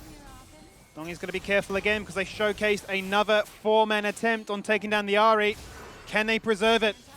He looks to try and disengage away. Everybody looking to try and collapse upon him. Emperor's Divide locking in the wall. It doesn't matter. He hits the charm. He's still saying, come at me, boys. The TP has been brought in place. Dongi's still alive. He hits the stopwatch and says, please protect me, team. But eventually falls on down. Shinky picks that one up. But here comes the cavalry. The rocket won't connect. But in goes Nocturne, locking down Fido. He runs away, but he is going to be feared. He is going to be destroyed. And the rest of the team are going to say, how dare you 4-man collapse onto one member. Let's make it a fair fight. Let's make this Jinx fed. And the price of not having a perfect game gets closer and closer to just being the Nexus outright. Pentanet will bring their reinforcements down, and with authority, they will take back what was lost and then some. Collecting on that interest, the inhibitor's sure to fall here as well. And they are looking like the absolute dominant force in the first game of this series. 17-minute bot lane inhibitor taken. PGG steamrolling in this one. Flash comes out. He is stuck. Really sad ultimate here for the Emperor's Divide. You'd think it would hit him, and you'd think it would knock him into the wall. But look, Mayfun plays the absolute best he possibly can into the Ari to keep him at bay. Stopwatch to keep him alive, and maybe the Rakan comes through with the ult and the shield there to stop any further damage. Flash is used to dodge the Jinx ultimate, but then Schönfire gets to prey upon that and is behind any kind of escape efforts that would be here, stopping them from being able to do so. And we're back fighting. Back fighting, but we're yet to find a kill. Voice was the target, and for good reason too. It just feels to me, Rusty, like the pressure was a little bit too much in this game, perhaps self-imposed by Kanga, no mistakes, but also by the comp that PGG have built together. It thrives by going forward and making your opposition panic. Yeah, getting those early leads is just invaluable for the comp of PGG here, to be sure. Chippy's got it through his laning phase. Bot just had push through their laning phase. Majority of it felt like, you know, that jungle 1v1 coinciding with the skirmishes that were happening in their respective lanes. And successful ultimates from a Nocturne is the setup to a successful game from the team as a whole. And just like that, it is insurmountable now. It is a mountainous lead that Kanga have to try and traverse. Somehow, some way, they're going to close the distance on a 13k gold difference. We're not even at 20 minutes in. It's a monumental lead as Appy goes golden, denies the explosive cast. Doesn't want to be picked apart just yet, as PGG are threatening all 3 lanes. Chippy's in a 1v5 says, come at me, boys. We'll turn up the lights, so what are you going to do now? Flashing back on their head, drops the rocket, doesn't get the kill. Shinky's still alive somehow. Some way. As Schönfire used all of his mana to try and land that 1 killer punch, but it wasn't enough. Now Dongi coming in on the flank, waiting for Violet to leap into action with the Gale Force, finding himself 2 with the rocket launcher. He's looking to run down a 3rd. That's 3. That's what he's going for. He wants to get himself another pentakill on the board. Let's charm him up. Let's get that quadra. Let's lock them down. There is kill number 4. Violet inside the fountain, flashing over. Hit the zap. No, he's got no range. He can't get it. He cannot get it at max distance. Jake denies in the fountain. And here's the Relegator's attempts to taking down the Nexus Towers instead. Oh, he's back for more. Jake not going to be able to give the pentakill. Look, the Fountain will deny the 5 kills, but I doubt it will be able to deny the Nexus falling in a game like this. That's the best opportunity Kanga had to try and get kills. He's trying to keep them busy. Draven ultimate only hits on the first part. There is no teleport wards for a flank from the respawning Shinky. It seems like the game just going to dissipate. So you watch this back one more time. Chippy's genuinely out of position here, looking to maybe push in to keep the team busy. Schönfire chooses to join him, and the brother-in-arms just watches as his mate goes down. Appy trying to dissuade this play. Dongi finally comes through, and then kill threat actually kicks off in this. Gale Force auto attack, second auto attack, bang, 2 kills. And it is all she wrote for Kanga in this team fight. They have no chance once that Jinx gets excited. And it just shows you what their comp is built to do as they look to try and do it one more time. A flash across the wall, Dongi lands the charm. Massive explosive cast, couple that with the Nature's Grasp. And now PGG are zoned back from a distance. Dongi the first one to go on down. Voice picks himself up. His 2nd kill of the game. Potential now for the Draven to try and go a little bit more aggressive with this one, but Violet's not here this entire time. So Kanga found the moment to strike, and are looking to continue to press on forward. Had they overextended, had they bitten off more than they can chew? They certainly have right now, because the charm has locked in place everybody, and once again, Violet continues. They find a 2nd once again, make it a 3rd. Looking to try and do a repeat. What happened inside the base, make that happen in the top lane. There is kill number 4, and Violet says, Jake. It's you and me, Jake, it's you and me again. But you will deny me for the 2nd time a pentakill here. Look at Jake, he's dancing in front of him. Come and get me. Look at the reinforcements. Chippy's going to look for the stun. They want to get him the pentakill, it seems like this time. But he denies it with the fire kick. Messi comes through and says no. Oh, what a game, Rusty. What a game. 21 minutes, done and dusted. A extremely one-sided affair. One that, if you're a PGG fan, you're very excited about, you're very happy with, and you're hoping this is really setting a tone for the rest of the series. And as for Kanga, well, with this defeat, there's no more a chance for them to make it into playoffs, unfortunately. Begs the question then, what will we get to see out of them in game number 2? Yeah, big questions for Kanga in game number 2, to be sure, as they are eliminated from playoffs contention. But for Pentanet, from the very beginning of this game, they looked like the better team. They never showed any signs of slowing down. Any mistakes they made in this game were just, you know, a little bit going to their head, thinking they can 1v5 and just being picked off. And that was really the only mistakes they made.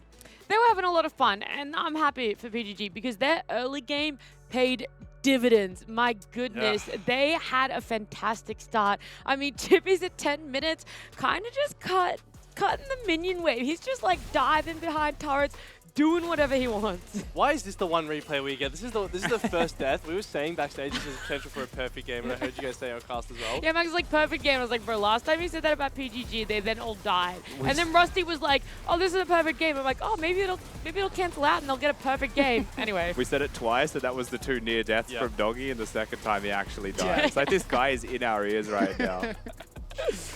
Yeah, rough that was the start of the replay because they could have had a perfect game. They could have almost had 2 pentakills as well on Violet, but Jay kind of denying it there. Not much more to say when it comes to the fun that they had because this game, I don't know how much fun you're having if you really are on the side of Kanga there, Max. Yeah, post 15 minutes, this game was a complete write-off, right? Both teams were just trying to have...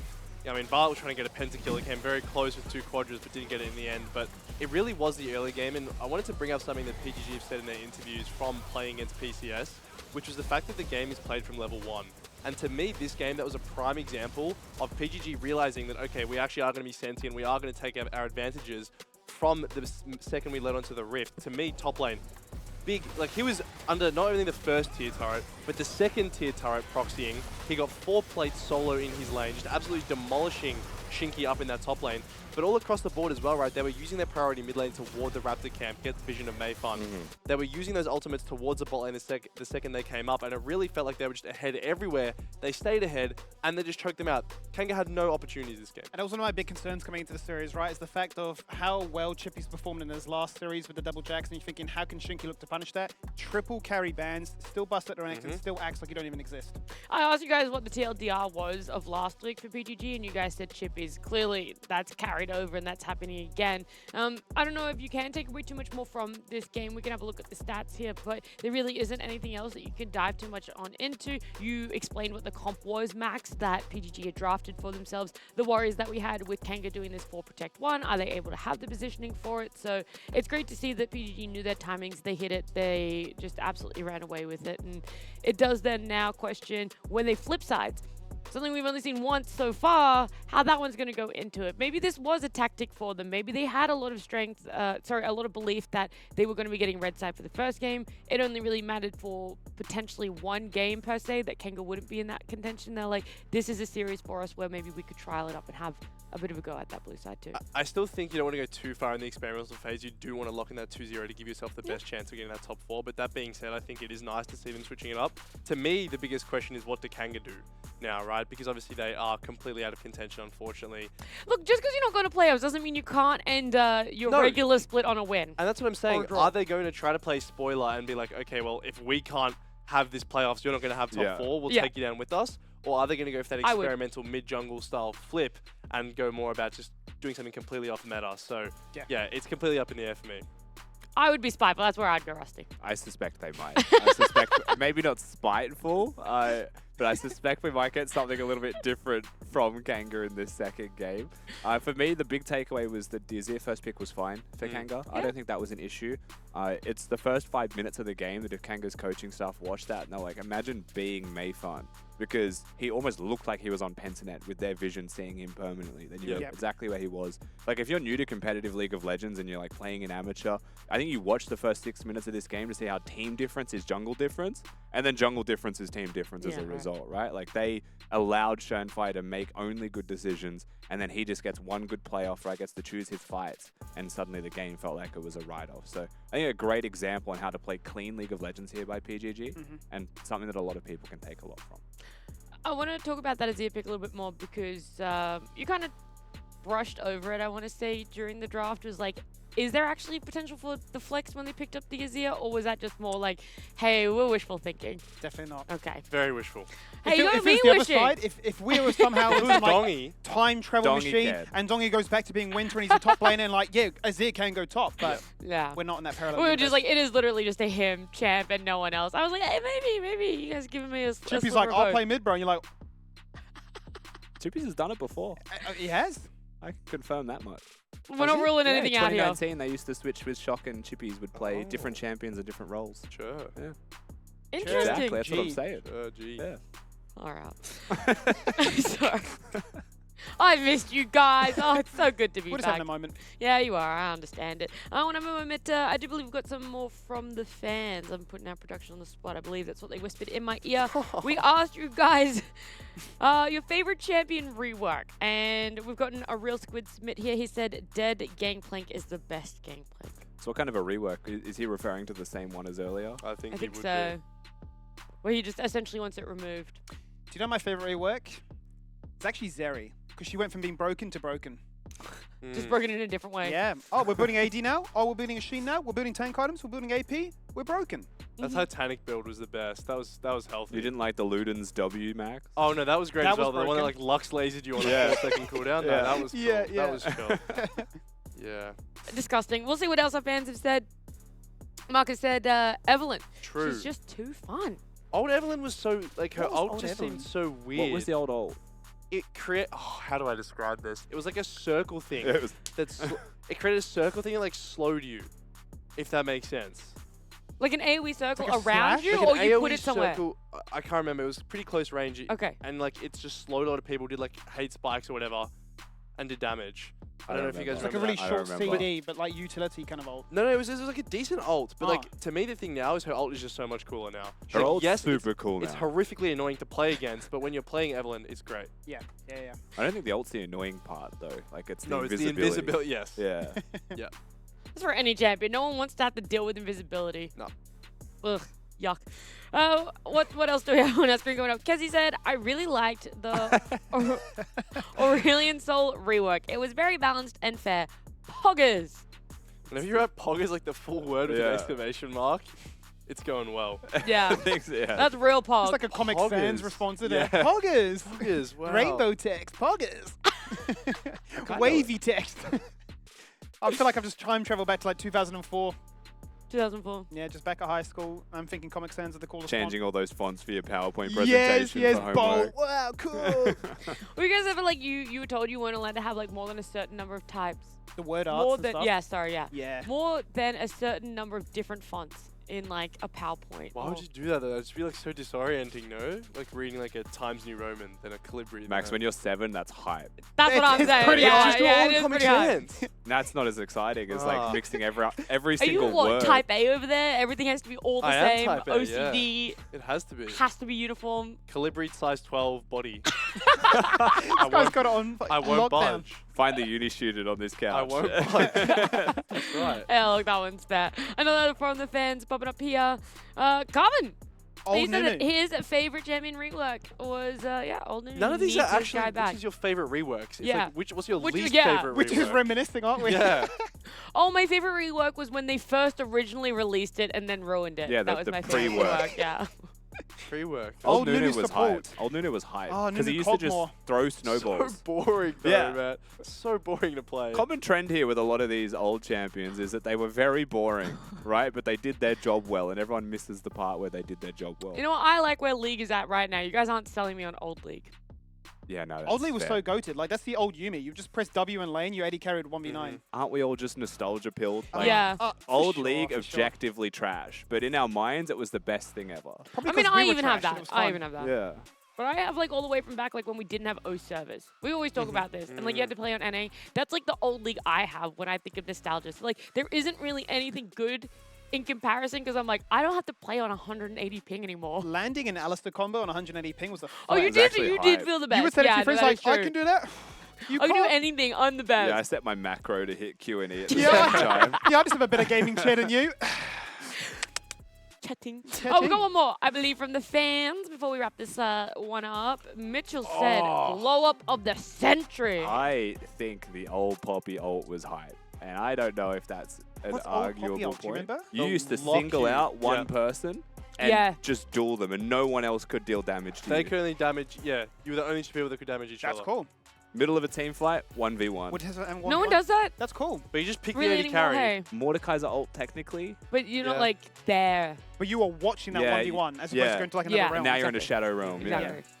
That's cool. Yeah, I think that's probably the closest one now. It is old. I do miss that old one. Yeah.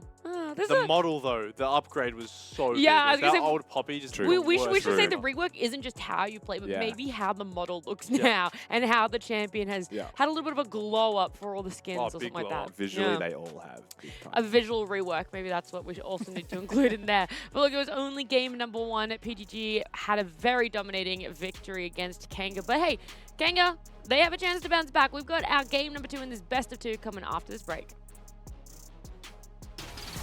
Coming in on the flank, waiting for Violet to leap into action with the Gale Force, finding himself 2 with the rocket launcher. He's looking to run down a third. That's 3. That's what he's going for. He wants to get himself another pentacle on the ball. Let's charm him up. Let's get that quadra. Let's lock them down. There is kill number 4. Violet inside the fountain, he flashed. flashing over, hit the zap! No, he's got no And he can't range. get it! He cannot get it. Whichever way you choose, it's going down and we won't lose.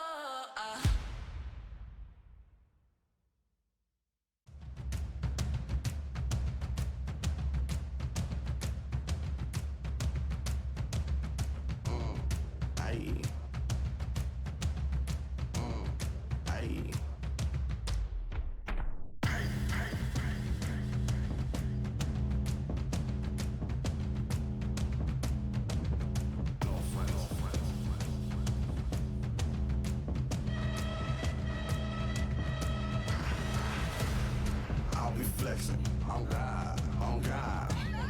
I'll be flexing. Oh God, I'll be flexing. Oh God, I'll be flexing.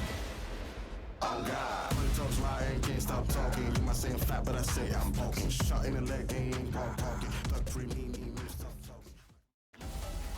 He hooks himself back in. They want it. Kiffy's not able. It's a pentakill. Second, they'll find a second. Chippy is on an absolute tear right now.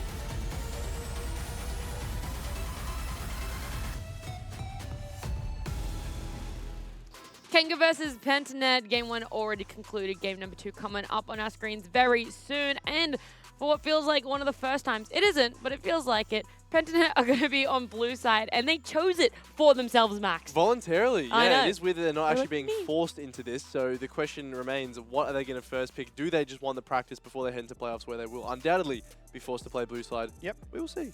And the other question is, do you guys have faith in PGG's blue side? If you do, then our Dare fan vote. Have your say there. Use your Twitch channel points to say, yeah, PGG have got this. Yeah. Even though they're picking blue side, which is a bit of an anomaly.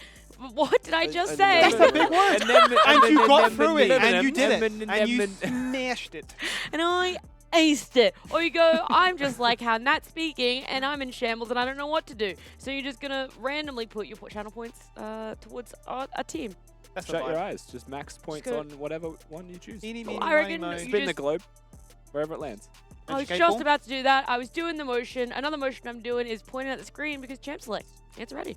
Game 2. Let's do it then. Let's see what Pinternet will lock themselves in with a game 1. Let's see what they do. I'm so excited for this one. Ban away Cassiopeia. Response is denied at LeBlanc. Question becomes, are we going to get Fido Exodia? Triple bans towards him and then take one of his And champions does on Dongy top. play Azir? Exactly. Does he actually get the Azir is the other question I think we would have for a draft like this with PGG on blue side. Or will that be banned away by Fido, given that he cannot first pick that one for himself and take that away from Fido? Kai'Sa going to be the second ban here to follow through, and Pentanet, I feel like on the blue side, we've mentioned this a few times already, it feels like blue side get a bit more levity with their ability to just target ban things away. Red side has more of the urgency with the Nico, with the LeBlancs that they don't want to give over on this patch. And we are also still on patch 13 Static Shiv.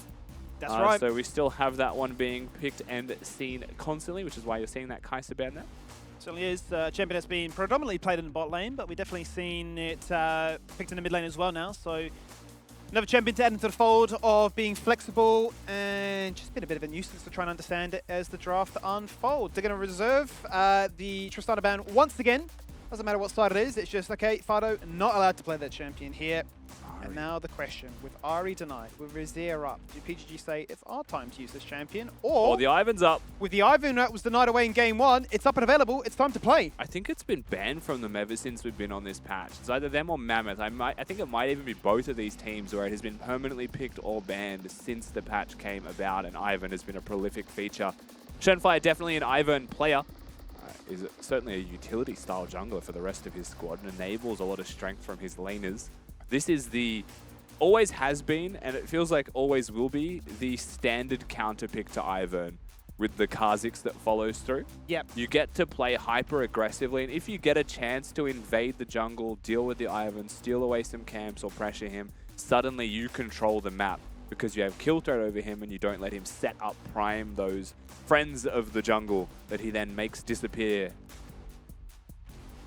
Humanely, I guess. Oh, I was waiting. I was like, where's he going with this conversation? I lost the word. I was like, he's just like, come on, friends. Let's all have fun. Let's get out of here permanently. Let's just leave the rest. The concern, I think, for me is the fact that we've seen how strong the Ivern can be in a matchup where it certainly can be punished, like the Kha'Zix. But if your laners, especially your top laner, is able to influence things enough, if you've got enough of that control with the warding, like we saw in game 1 as well, the Ivern is absolutely sitting pretty. And not a cause for concern no matter what Kanga lock in as their response. They've gone for the Kha'Zix as well as the Varus, get themselves a nice sense of isolated kills as well as the initiation with the Chain of Corruption. But the response is to be the Azir, kind of what we're anticipating on the blue side. And for Violet, does he default back to his true and trusty Aphelios? Aphelios a really easy default here. I'm still a personal fan of the Caitlyn Ivan cheese, right? Where you just place the brush, stand in the brush, get the headshots more often. Sure. But Aphelios, the obvious choice here. Has decent range, has some sustain if it's going to be a poke Varus as well. The question is where they choose to go with that Varus. And if they lock this one in, if that hover was locked on the Jarvan, then all hell was breaking loose. But it is going to be the Yone locked in instead. So this is a high damage first 3 picks from Kanga. I would say their engage is a little bit lacking, though they have the Yone ult, they have the Varus ultimate. Kha'Zix can evolve the W as well. So in a sense, they have good setup for one another. But this is a very, I feel like, risky trio is what I would define this first 3 as. I want to say, if memory serves well, the last time we saw Fido play the Yone was when we had like the Sunfire, Blade of the Rune King build. It was all about ignoring the crit strike chance and just being more of a bruiser, more sustainability. I think we were critical at times of his ability to play it compared to the control mages, but obviously so much time has passed since now and then. So we're starting to see what this new brand of Yone looks like for them, with no pressure really now on this series, all about just closing the split off with a bang. You know, And one of Kanga the deny saddest Olsen things, Skimmy, Jax. is if you're Kanga in this situation, we've seen this a few times, you've been eliminated, suddenly you play your best game of League of Legends you've ever played, pressure's gone, and now you're just prospering, and you're like, why? Why couldn't we do this 1 game ago? It always becomes an interesting conversation, right? Of the self-inflicted pressure you put on yourself to perform, but then obviously what your team, what your opposition rather, are then delivering in the game as well. When those two immovable objects collide, clash, you definitely can find yourself struggling in a series. The Renekton going to come out here from Kanga. They've denied away 2 more champions in the top lane. Gwen. So surely we get a Gwen. No, you can't. Look at the rest of the team. If you pick Gwen right now and you have a Zero Ivan topside, you're actually Alt F4ing on site. It has to be physical Hey, we damage. can dream. Yeah, that has to be physical damage. Or even a Kha'Zix is buying a Wit's End and saying what's good, right? Like it's going to be unkillable. This one is a decent matchup into the Renekton. We've seen this a few times. You can pretty successfully kite the Renekton, rush your boots too, get the hyper procs. He cannot keep up with you. And they will just slam the Alistar, knowing that Sylas is really unpickable at this point with all the solo laners revealed. You know, that is one of the strengths of being on red side, is that's an option to hold a solo laner, which is the most commonly counter-picked lane.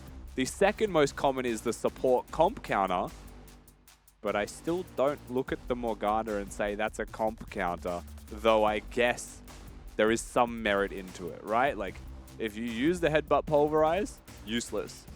Spell Shield is going to stop that damage, right? And it's going to stop the crowd control. Azir can't one-man ult. Ivan can't hit the Q. Right, there is a lot of utility that exists within this purple weapon. You can just put the Spell Shield on preemptively so someone can walk away. Varus Morgana is also a really frustrating poke lane for anyone to deal with. And what is the best way to deal with poke lanes, Skimmy? It is engage. That's right. But now if you can't engage, do you just sit there and mope, right? Or you just sit in a bush and try not to cry and cry a lot? I tell you what, if Jake's a bit of a sniper with these bindings, then yeah, especially for the Alistar, it's going to be a bit of a miserable existence in that bot lane. Certainly not going to be able to be as aggressive as they've shown so far in this series. And I guess it does really enable your Yone and Kha'Zix to try and be a little bit unleashed and say, here's that protection window in which you can go crazy with it.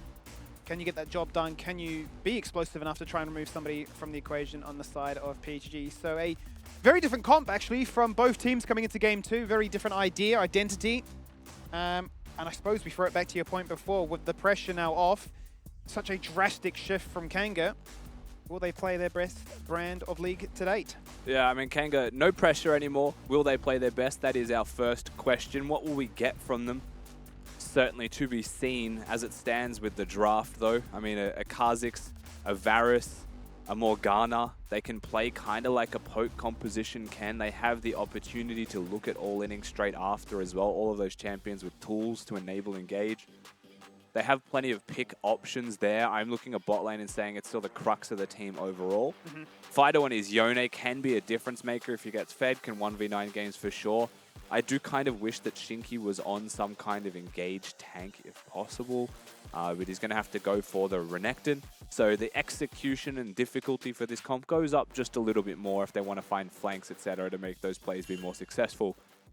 They're reliant on it being a lot harder to execute into Pentinet's comp, which is very good front to back. Respectable aim for the Duke. Respectable, fair enough. A consideration to try and punish Dongy and say, look, our mid laners had to burn their flash every single time when a level 1 play happens. How about we return the favor? But nothing to occur, nothing to really be worried about. Just walks away and trusts that the binding was not going to connect. Let's see then. Let's see what happens here in this second game with PGG looking for the perfect 2-0 to close things out, looking for their best possible position in the playoff standings. Can Kanga play spoiler? Or can PGG close it out in another dominating 21-minute affair? It certainly was a game where it feels like unfinished business. As strange as that sounds, given that they were looking for that perfect game, I think for Violet more than anybody, the fact that denied 2 pentakills in such quick order, coming in a champion like Aphelios, it's like, all right, we're going to pick right up from where we left off and, yeah, go again. And remember, a win for Pentinet here puts them at 10 points, which, while temporarily puts them in top 3 in the league, with the opportunity to stay there, essentially, depending on the results of everyone around them. So still very important game to kick off this week here for PGG. Though they are already 1-0 up, they would love to have that 2-0, and it is just Kanga playing spoiler more than anything else.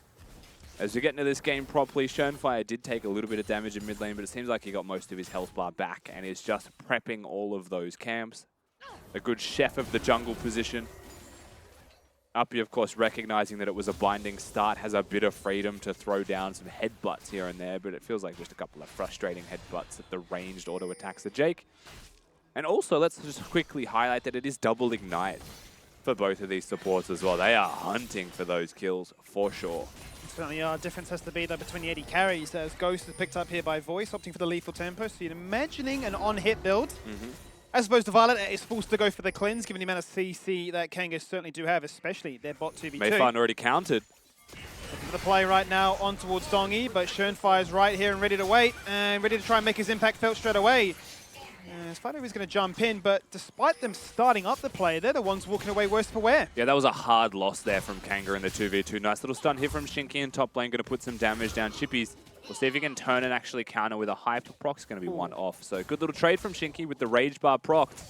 I'm not going to say has kill threat, but is in such good stead in this lane because he has the potion advantage presently and is making it work really nicely. Just looking to try and get the stun off, but Chippy's just a little bit too quick, a little bit too far out of range. How? But somehow bot lane has gone completely pear-shaped, and there's first blood for Pentanet. And my question to you, Rusty, before was, as the support connoisseur, how should this matchup be going? Well, surely not like that. I mean, there's only really one opportunity that an Alistar has to find kill threat, and that is hitting a headbutt Polv combo onto both of you or catching you by surprise.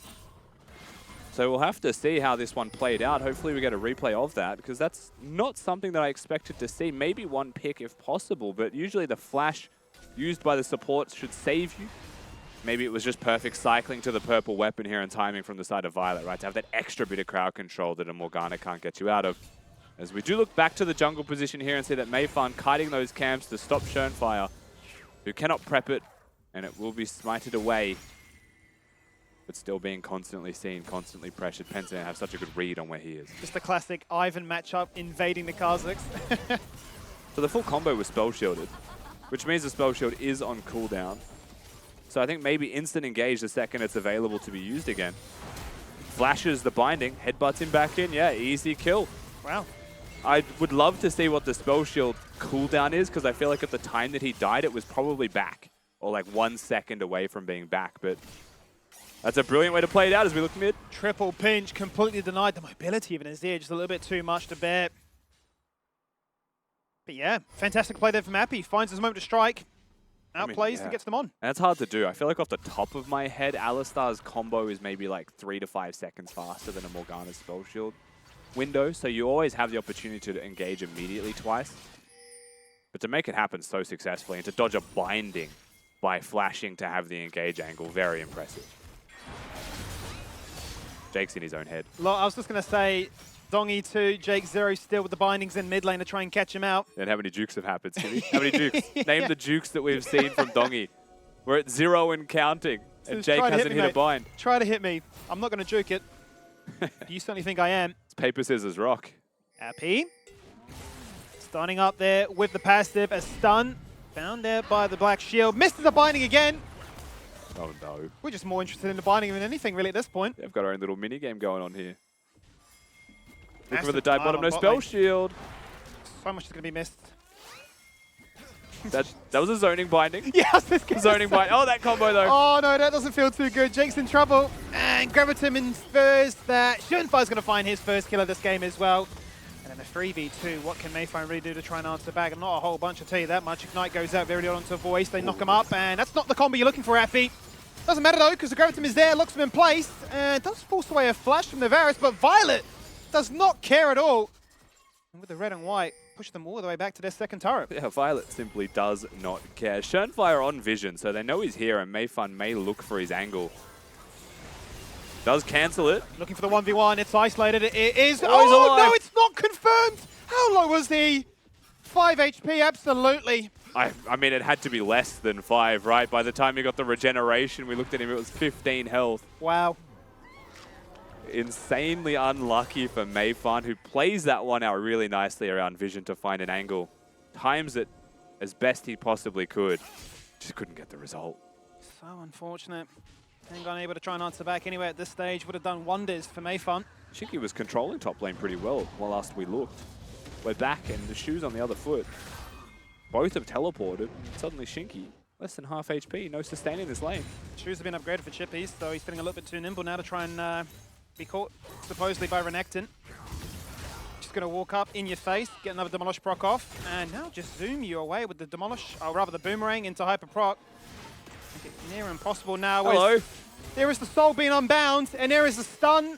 the pulverized, as well as the headbutt into an Emperor's Divide. Where are you going? Your fate has been sealed, but perhaps not in a way you would have liked it to be. Out comes the binding, it doesn't connect again. Sorry, Jake, I'm doing you an absolute violation here, but either way, Fido is limping away from this situation.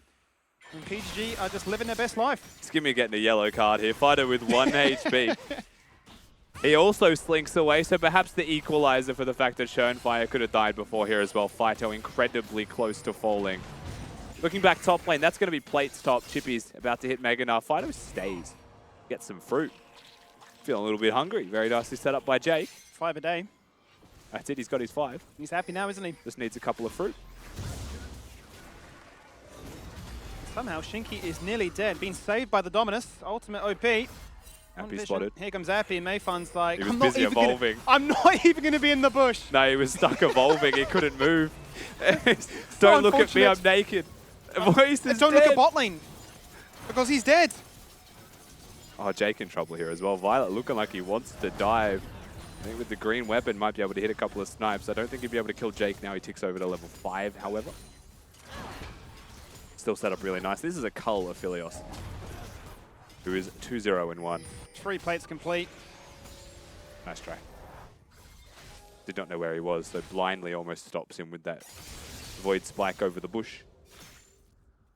Schönfire just hit level 6 as well, so he's going to get more dangerous on the Rift right now. We look at what happens. He gets hit by a binding.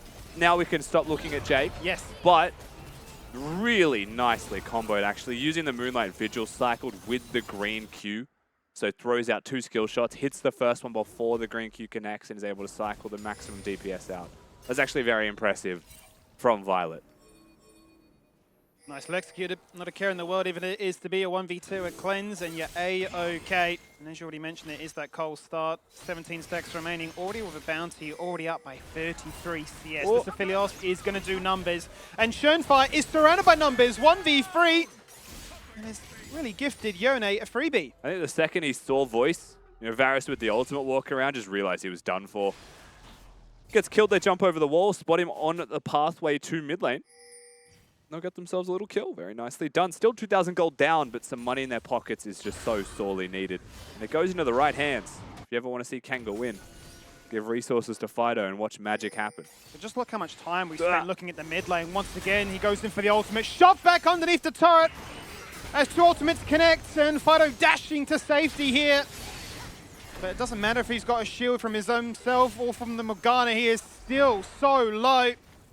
And Appy and Violet wish they had some way to try and make matters worse, but just out of range, unable to kill confirm. Actually, I like what Appy just did there. He headbutts a minion, almost selling that he was going to headbutt Polv combo one of them. Maybe seeing if he can bait out a flash or a summoner spell, right? Just keeping him humble. They'll stay strong, they won't use the summoner spells. Of course, he did just headbutt a minion if you're paying full attention, but he's dangerous, right? You're seeing how dangerous he is. And that plays on your mind just a little bit, as the Ignite doesn't do quite enough, but top lane, Chippy's doing more than enough to win it. Fido really is on the precipice of insanity though, isn't he? Every single time we check in with mid lane, he is He's on the brink, yeah. 10% HP. Trying to get as much as he can done in this one, especially with the protection of his teammates around. Certainly playing on that fine line. And now the ganking squad look to try and turn their attention towards bot lane and say there's a bounty, there's a Fed Aphelios. Let's shut that one down. Only Schönfire here to protect him. Appy nowhere near. Out comes Daisy. Let's make that a 3v3. Daisy, can you knock it up? No, you cannot, because the Black Shield denies it. And out comes the ultimate. Down goes the Schönfire. And it is Jake that picks up that kill. So would love to see that go into the pockets of the Varus. And it was so good from Schönfire until it wasn't. But it was so, he was there, he used Daisy to block any kind of binding and then dodged the binding that actually got thrown out. And then continued just thinking maybe I can get 1% more from this. Gets hit in the face with a Varus ultimate and the Kha'Zix burst is more than enough to take down the Ivan. Daisy simply does not matter in that equation. You look top lane and once again Chippies is just removing Shinky. This time around he is hitting Shinky. Last game he ignored him. Mid lane fighting. Soul unbound, Empress Divide, double ultimates at once. Everybody's moving all over the show. Out come the Sand Soldiers. There goes the flash. And back to top lane we look again. Chippies has had his run with Shinky here, but with the influence of Mayfog, can he make it? Oh, he nearly. He flashed into the wall. But he's butchered it at the last moment there. Back to mid lane we go again, and the continued play was summon the Herald, zone back Phyto, and find yourself that first turret of the game. Still a win from Pensanet.gg overall, still controlling the map. Definitely not perfect gameplay from them, but perfect is clearly not needed. Fighter going to hunt for Dongy here, would have to Q flash and doesn't have the flash, so he's not going to have lethal damage, but will escort Dongy back to his tower and to a safe haven to recall. Really nice use of the ult here by Dongy. Times it perfectly with Yone's so that it buffers him, and Yone cannot change the direction that he has chosen with that ultimate. Fighter tries to get behind him and says you can't ultimately, in this particular direction. Dongy chooses correct on the flip. Chippy splashes into a wall. Oh. Business as usual here on Summoner's Rift. With an unfortunate mistake. I like what Chippy's was thinking. He jumped next to the wall to try and get enough distance, but could not quite get over that one. Always a tricky bush, that one. I'd say the hardest in the game, that wall. The most often missed by even pros. Absolutely. Absolutely. Especially the other way. Like, that's the easier of the two directions. Certainly can't be too upset about that one, but back we go top lane again. Nice slice to take by Chippy. Robbed. He's not concerned, is he? No, he aimed for the juke and it was right this time. Chippy's does juke. He's been conditioned. These players don't juke. But it missed. I'm watching the VOD back on that one. I actually think Jake was low-key robbed. That's a cheeky little critical strike there. Put voice down to 50%. Back to the lane he goes. Skimmy, I don't want to alarm you, but look at the CSD in bot. Look, it was 30 before, and now it's an absolute flame horizon in the makings. We're actually firemen at Violet's door. Happy. Good flash away. Dominus is going to deny all that kill threat that was once available for them. Is that tower still going to be standing? No minion wave for them to escort in just yet. I'm going to have to wait a hot minute, and it is going to be brought in by Violet, actually, going for a bit of a lane flip. I'm not actually convinced they were looking for the kill more than they were getting a demolish proc and breaking the turret with Schernfire being there. But Chippy's going to go back to base. Appy with a really nice combo, I will confess. Uh-oh. Looking for the flank. It's the wraparound. Chevalier's been popped. Daisy once again goes up to start things off. Appy starts it off. He's looking to try and knock him up. He hits the pulverize before he comes tumbling down. It is that 1-for-1. It is Violet. He is the kill target. He is going to have his fate absolutely sealed. Massive shutdown there for the Yone. But will he survive? Daisy knocks him up, but he is still alive. And it's both the mid laners that are able to pick up the kills in this top lane brawl. A very messy skirmish, a very back and forth little exchange. It's the bottom lane of Pensanet for the top side of the map of Kanga that's traded. Fido goes big, gets himself the kill, but Dongy is there to equalize. Binding connects. Looking for another one. If the binding's on, the kill pressure is there. The fact is, we're looking for more. We're finding more. And Schernfire's the next one on the chopping block. Jake's so low. It's dying. Same for Voice. These Sand Shoulder, they needed like 2 more damage as they both limp away with about 20 HP to their name. Yeah, they collectively scrape by with less than 100 health. They get to just limp away. Still, the turret looks like it's going to fall down here. Appy off reset now, able to come straight back towards the top lane and prevent any further skirmishes or any other flirts with death that Kanga are enticing. Cautious skirmish once again. Appy with no more Ivan shield, no damage application, not going to be able to pop the Morgana spell shield, no ultimate, so was just going to go down and sacrifice his life for it. Fighter comes in with a good teleport. Dongy uses his gap closer to get here and assist in the fight, but the Emperor's Divide cannot stop Fido, who comes back from his leash and is able to get back in there, but Mayfun done. And this is where the fight, you're like, okay, that's probably a good conclusion. The rest of the fight didn't happen. Craziness ensued, and somehow, by some miracle, Kanga lived. She was on the other foot this time as Mayfun denied much earlier in the game.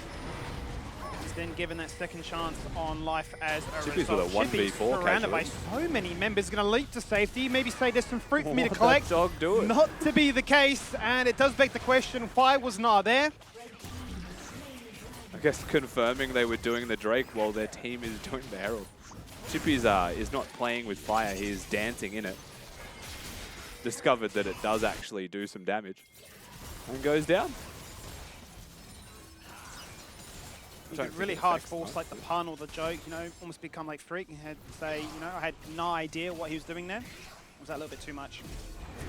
As an Australian, I think that's more usable. I wouldn't. Chat collectively cringing now, right now, aren't they? If Freak said it in his American accent, the cringe would be way higher, I think. Just imagining it in an American accent is making me cringe. Ignoring the fact that Shelly's been summoned, the turret's gone down. And the fact that PGG are up 4 turrets to nothing so far. Mayfun finds a mad cow. Chooses to back away. Game going to continue as per Pentinet's control. Should remain. They'll find Mayfun once again. He's just going to jump over the wall. That W evolve being there, right, does set up a decent amount of pick and potential poke from Kanga. Look at that from Appy. He's preemptively popped the ultimate. And to no success. Just out of range was Shinky. Going for the disengage away from Mayfun. He's gone back to base, picked himself up a Serpent Fang to try and rip through the shields that an Ivan can provide. But it's not going to deter from the game plan that PGG are currently executing. They're really pressuring 2 lanes at once. And looking to add another turret to their collection here. You know what I hadn't considered about the changes to items is, like, I know that Yone had this moment with crit chance being a little bit too powerful on him, the Infinity Edge build being too strong. We're fighting, so I might have to hold the conversation. That Vigil goes out. Shredder to try and run away. Not a crit, not a damage, not a chance to try and take him down from a million miles away, but it is to be the turret, the pressure. That is what they're really hunting for. Sidestep on that one. Voice unable to really deliver. The binding, it's there, but the shield to protect the Mayfun to survive. The Kha'Zix that eventually falls on down. Flash forward from Violet. He cleanses out. He's at a death so far this game, but he's running for the hills now. And knocking on death's door. Violet finally gets put down here by Voice as they answer to all the pressure surrounding their base. Does get sniped out by the static shiv of this Varus as well. They start to find some more money. Still 5,000 gold down. It's just stretched and ballooned almost out of control here for a moment, but a little bit of an overexertion there from Pentinet. Will hit the bindings. The Morgana shield, of course, actually providing decent value in this skirmish as well. You see it enables the first disengage, but this second route connecting from the Ivan is what actually sets off the follow-through. The tower already going to go down. Green-white weapons, pretty decent for this. You can see the turret actually having an influence on it as well. Varus ultimate just missed. A decent signal to go, but also note that Alistar had already used the ultimate to no effect earlier bottom. And then Violet chooses to flash for this one. Effectively chooses to trade his own life to make sure that kill happens. Was a stone's throw away from having a Gnar slow to help, but it seems like it would have done no difference with the Varus having all this. Absolutely. Gale Force and Flash burnt to kill secure too on that occasion. And allow the rest of the team to almost play catch-up, given that it is 5 of the 7 kills so far sitting in his hands. All right, I have my answer here as well, Skimmy. I was just about to mention this one. Yone's items have changed drastically. They did change the Infinity Edge to make it less efficient on Yasuo and Yone, because the crit was just going absolutely bonkers on them. But I saw the Phage, and I was like, I have no idea where this man's is going anymore. That could be anything. He's opted into a second item Hull Breaker. Kraken Slayer not being a mythic, I think, is very exciting for a Yone, as his base DPS for split pushing is very high. His trades into health tanks is very high now. But I think he's also recognized the state of this game and said, I do not need allies. I don't want allies. I am hunting alone. And he's just going to try and 1v1 Fiora spec split push to the Nexus.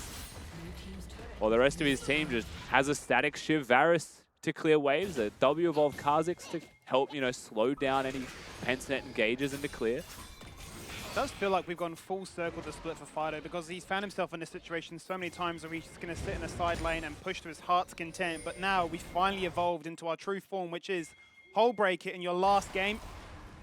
And this time I will get a CS lead. This time I will actually be strong enough to try and take multiple members on if they do come to my lane. And my team, as you rightly mentioned, has enough presence and pressure themselves to not just get rolled over. Nash's Tooth done as well for the Varus. So the AP build is there. Still attack speed, still gets some value from that lethal tempo, but the engage is on. Certainly is. Happy to start things off here. Jakey is the focus right now. Drop the 50%. Shrillies just to get himself away from Daisy with the knock-up. Not going to connect on this occasion, but it's pressure with a on-spawn Baron that allows them to once again target 2 lanes at once. Fido, as to be expected, is not here because he's split pushing top lane. So it's hunting Steezy to claim as many of these inhibitors as possible. First inhibitor definitely going to drop here. Chippy's also just ticking over to the Mega Gnar at the perfect time if they were to try and contest this one, Kanga. They have been dissuaded by an even extra added factor to that mix. Fido going for the unit turret in top lane is not going to be perturbed by the fact that his base is dying, and Pentanet. Look at Violet. My God, Violet. He's frontlining right now. He's just looking to end. They want to bring back Fido at all costs. And you know what? Fido said, I'm back, but it's mid lane. Double TP from top into mid. Protect that mid inhibitor seems to be the focus right now. We're all in on this bot lane players. We're stuck inside your base and we're forcing you back to your fountain and we're playing around our cooldowns. So Appy starts it off once again. Headbutt pulverize, but to no success. And it's risky. Can go away. So risky from Pentanet to stay here and do this if they get harassed, because Kanga can go back to the fountain. So they would like to find the engage. They would like to find the picks. They've got a turret. They use Daisy for it. They've got more. They certainly have found more, and it's not going to matter if Vice flashes away. He's dead before the fight really kicks off. He's there. Empress Vide seems to be quite nice, but the massive fate sealed onto multiple members. The soul, as it retracts back, is not lethal. It's not execution range, and it's not enough to stop the triple kill of this frontline of Philios hunting for yet another quad, Violet's just dead. but denied by the turret. Violet just goes down. Tower's a little bit too strong with the ramping damage, but so is Pentanet as a unit. A very easy 2-0 for them here up against Kanga. 10 points on the leaderboard, and very good stead for playoffs. But they certainly are. A quick day in the office for them too. Back-to-back 20-minute games. Statement victory in game one. Definitely business as usual in game number two. And they were tested in a different way with some very unique picks. But ultimately, it wasn't to be enough to really upset the balance of this series. And almost in a way, it almost feels fit that it's actually Jake that gets the kill to upset, Violet's perfect KDA in a situation where 2 quadras denied into a penta based on Jake, and in that final game there, he's like, we're going to end it. You've got the ace, but at what cost? The true goalkeeper. The squad's just not going to let him get anything, but still very nicely done from Pentanet. For me, being able to watch a series like this and seeing them look just solid, right? They were certainly limit testing at points in this series, particularly in the second game, but such a clean win from them as a whole that you are now looking at this squad saying maybe they are coming into their best form for playoffs. Maybe this is the best Pentanet that we've seen in a while, peaking at the right time, as they should be at the right moment. This is a good start to that. I think it begs the question now, they'll be really glued to the screen for tomorrow's action. The other results to see, okay, are we in the upper bracket or not? Are they going to say they're going to get themselves a couple more fans here, going into playoffs, looking good over the past few series. I want to say weeks, but obviously they did have that rough matchup against Team Bliss. But this 2-0 is great for them. They're looking good. And the second game, Max, break it down for me. What happened for PGG in this one? This was a solo queue game. Realistically, not much more can be said. I think everyone was limit testing. PGG got punished for a lot of their mistakes here. I think stuff that didn't really get picked up on in game one. For example, Chippy's overextending to get played, to get harassed. He ends up going down bot lane. Schönfei ended up paying for the mistakes of his teammates quite a lot, ended up going down, not having the greatest KDA to start off the game, but then ultimately PGG are just going to skill check you. They're going to take a 20-minute Baron, and then after that, just run into your base and end. And so, yes, there were good points for Kanga. I think particularly Fido, once again, bit of a non-traditional build here on this Yone stood out to me, and Mayfun able to get going early. But even then, you have no engage tools with this composition. You've drafted yourself into a win lane, win game type composition, and you didn't win lane. I really love how at the very last fight of the game, Fido gets this like massive ultimate, and this small part of your brain's like dopamine going crazy. This is going to be a pentakill for a Yone. Yeah. But he has a hull breaker. Yep. And he's just fighting with his team and does no damage.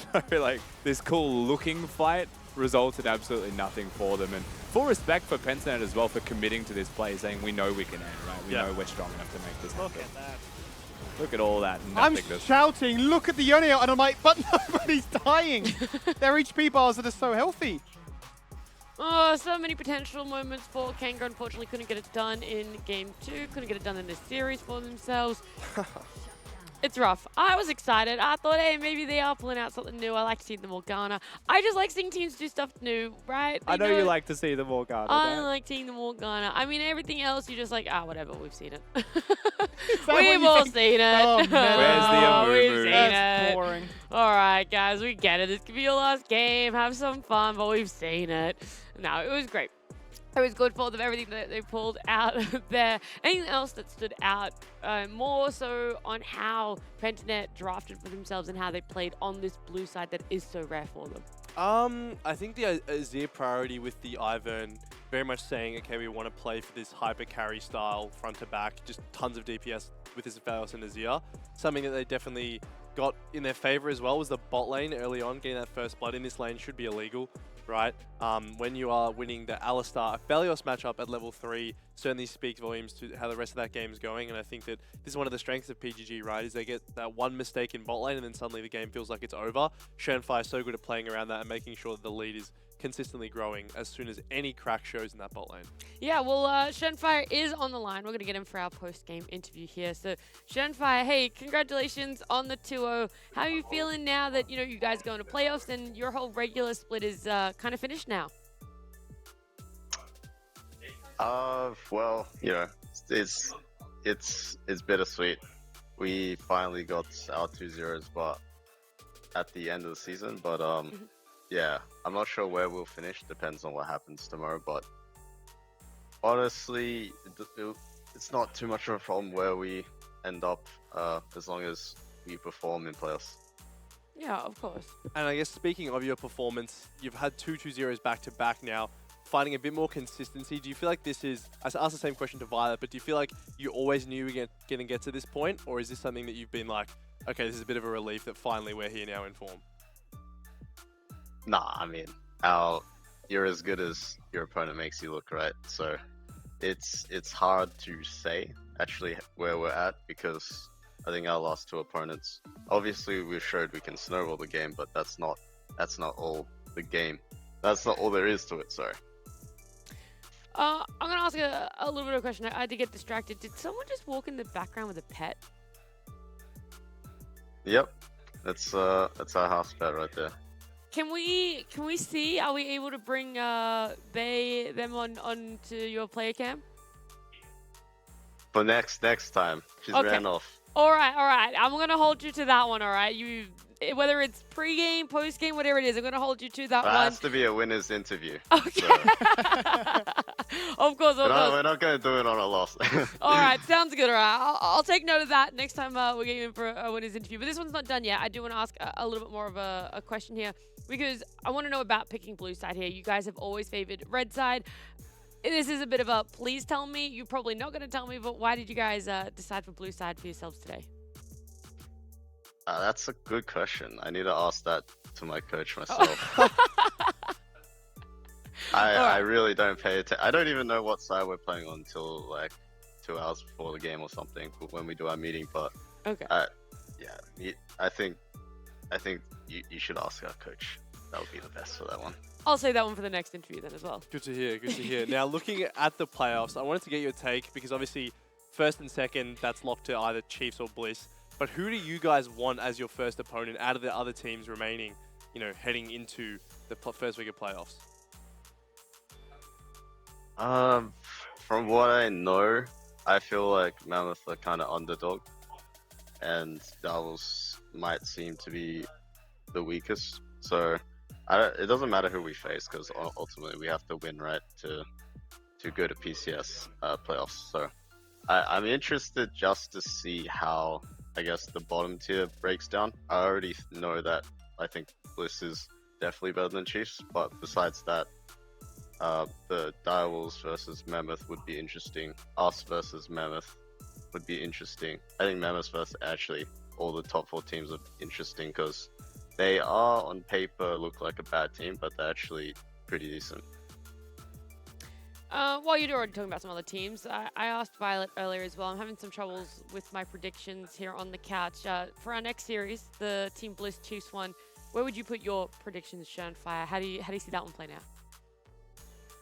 Actually, it might not be a 2-0, but I see Bliss definitely having the upper hand. Okay. I think Chiefs, I've said before, I'll say it again, I think that playing with 2 junglers is just bad from personal experience, and I think it's showing. Like, I think they don't have their drafts. Well, it's not even about draft. I think that they haven't really found ways to solve their own issues, because like they keep swapping. So yeah. Awesome. Well, Shenfire, thank you so much. Thanks for the info on the next series, but also for you guys at PGG, and congratulations on another 2-0. Thank you guys. See ya. No brand like that time. We didn't get the pet. I know. We didn't even get a I name. know. I actually didn't know. Did you guys know that they had a house I did pet? not. Nope. Yeah, neither. Like, we've interviewed all of them, and not once Yeah, have how I does that not ever come up? seen. I think the house pet's not allowed in the room until after, from what I could. Oh, so maybe that was here's someone like a. bringing the pet in. Yeah, right. It's like, oh, you guys win. Here's the house Yeah, pet. here's your reward. Yeah. You didn't And win. that's why, That's why he's we like, didn't that's see why it. he's like, oh, I actually can't bring it on unless we win. So sorry. Yeah, I had no idea.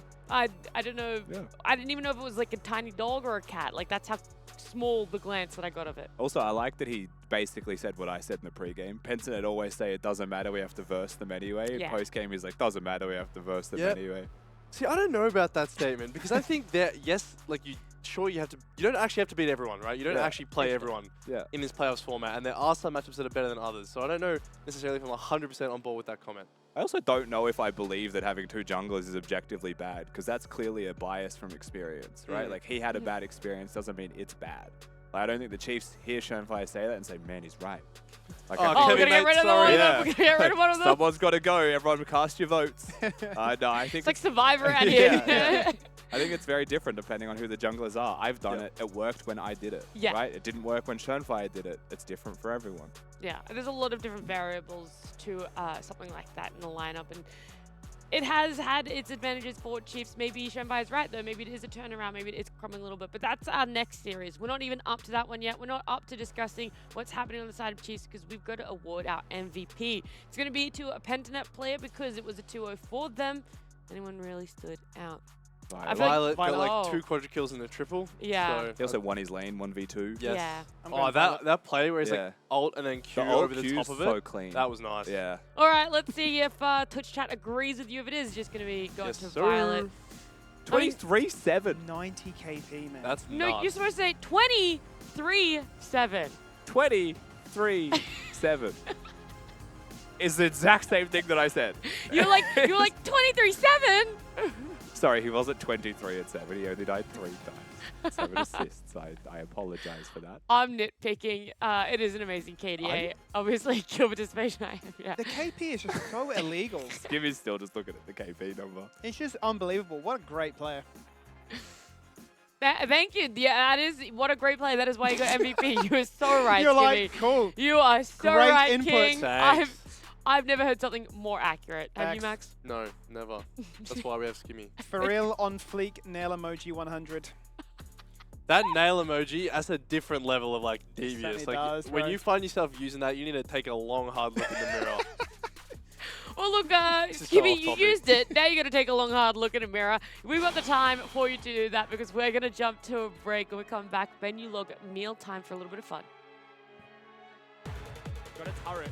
They use Daisy for it. They've got more. They certainly have found more, and it's not going to matter if Fight flashes away. He's dead before the fight really kicks off. He's there. Empress Vide didn't eat to be quite nice, but the massive fate sealed onto multiple members. The Soul, as it retracts back, it's not lethal, it's not execution range, and it's not enough to stop the triple kill of this frontline of Philios hunting for yet another quad. Violet's just dead. But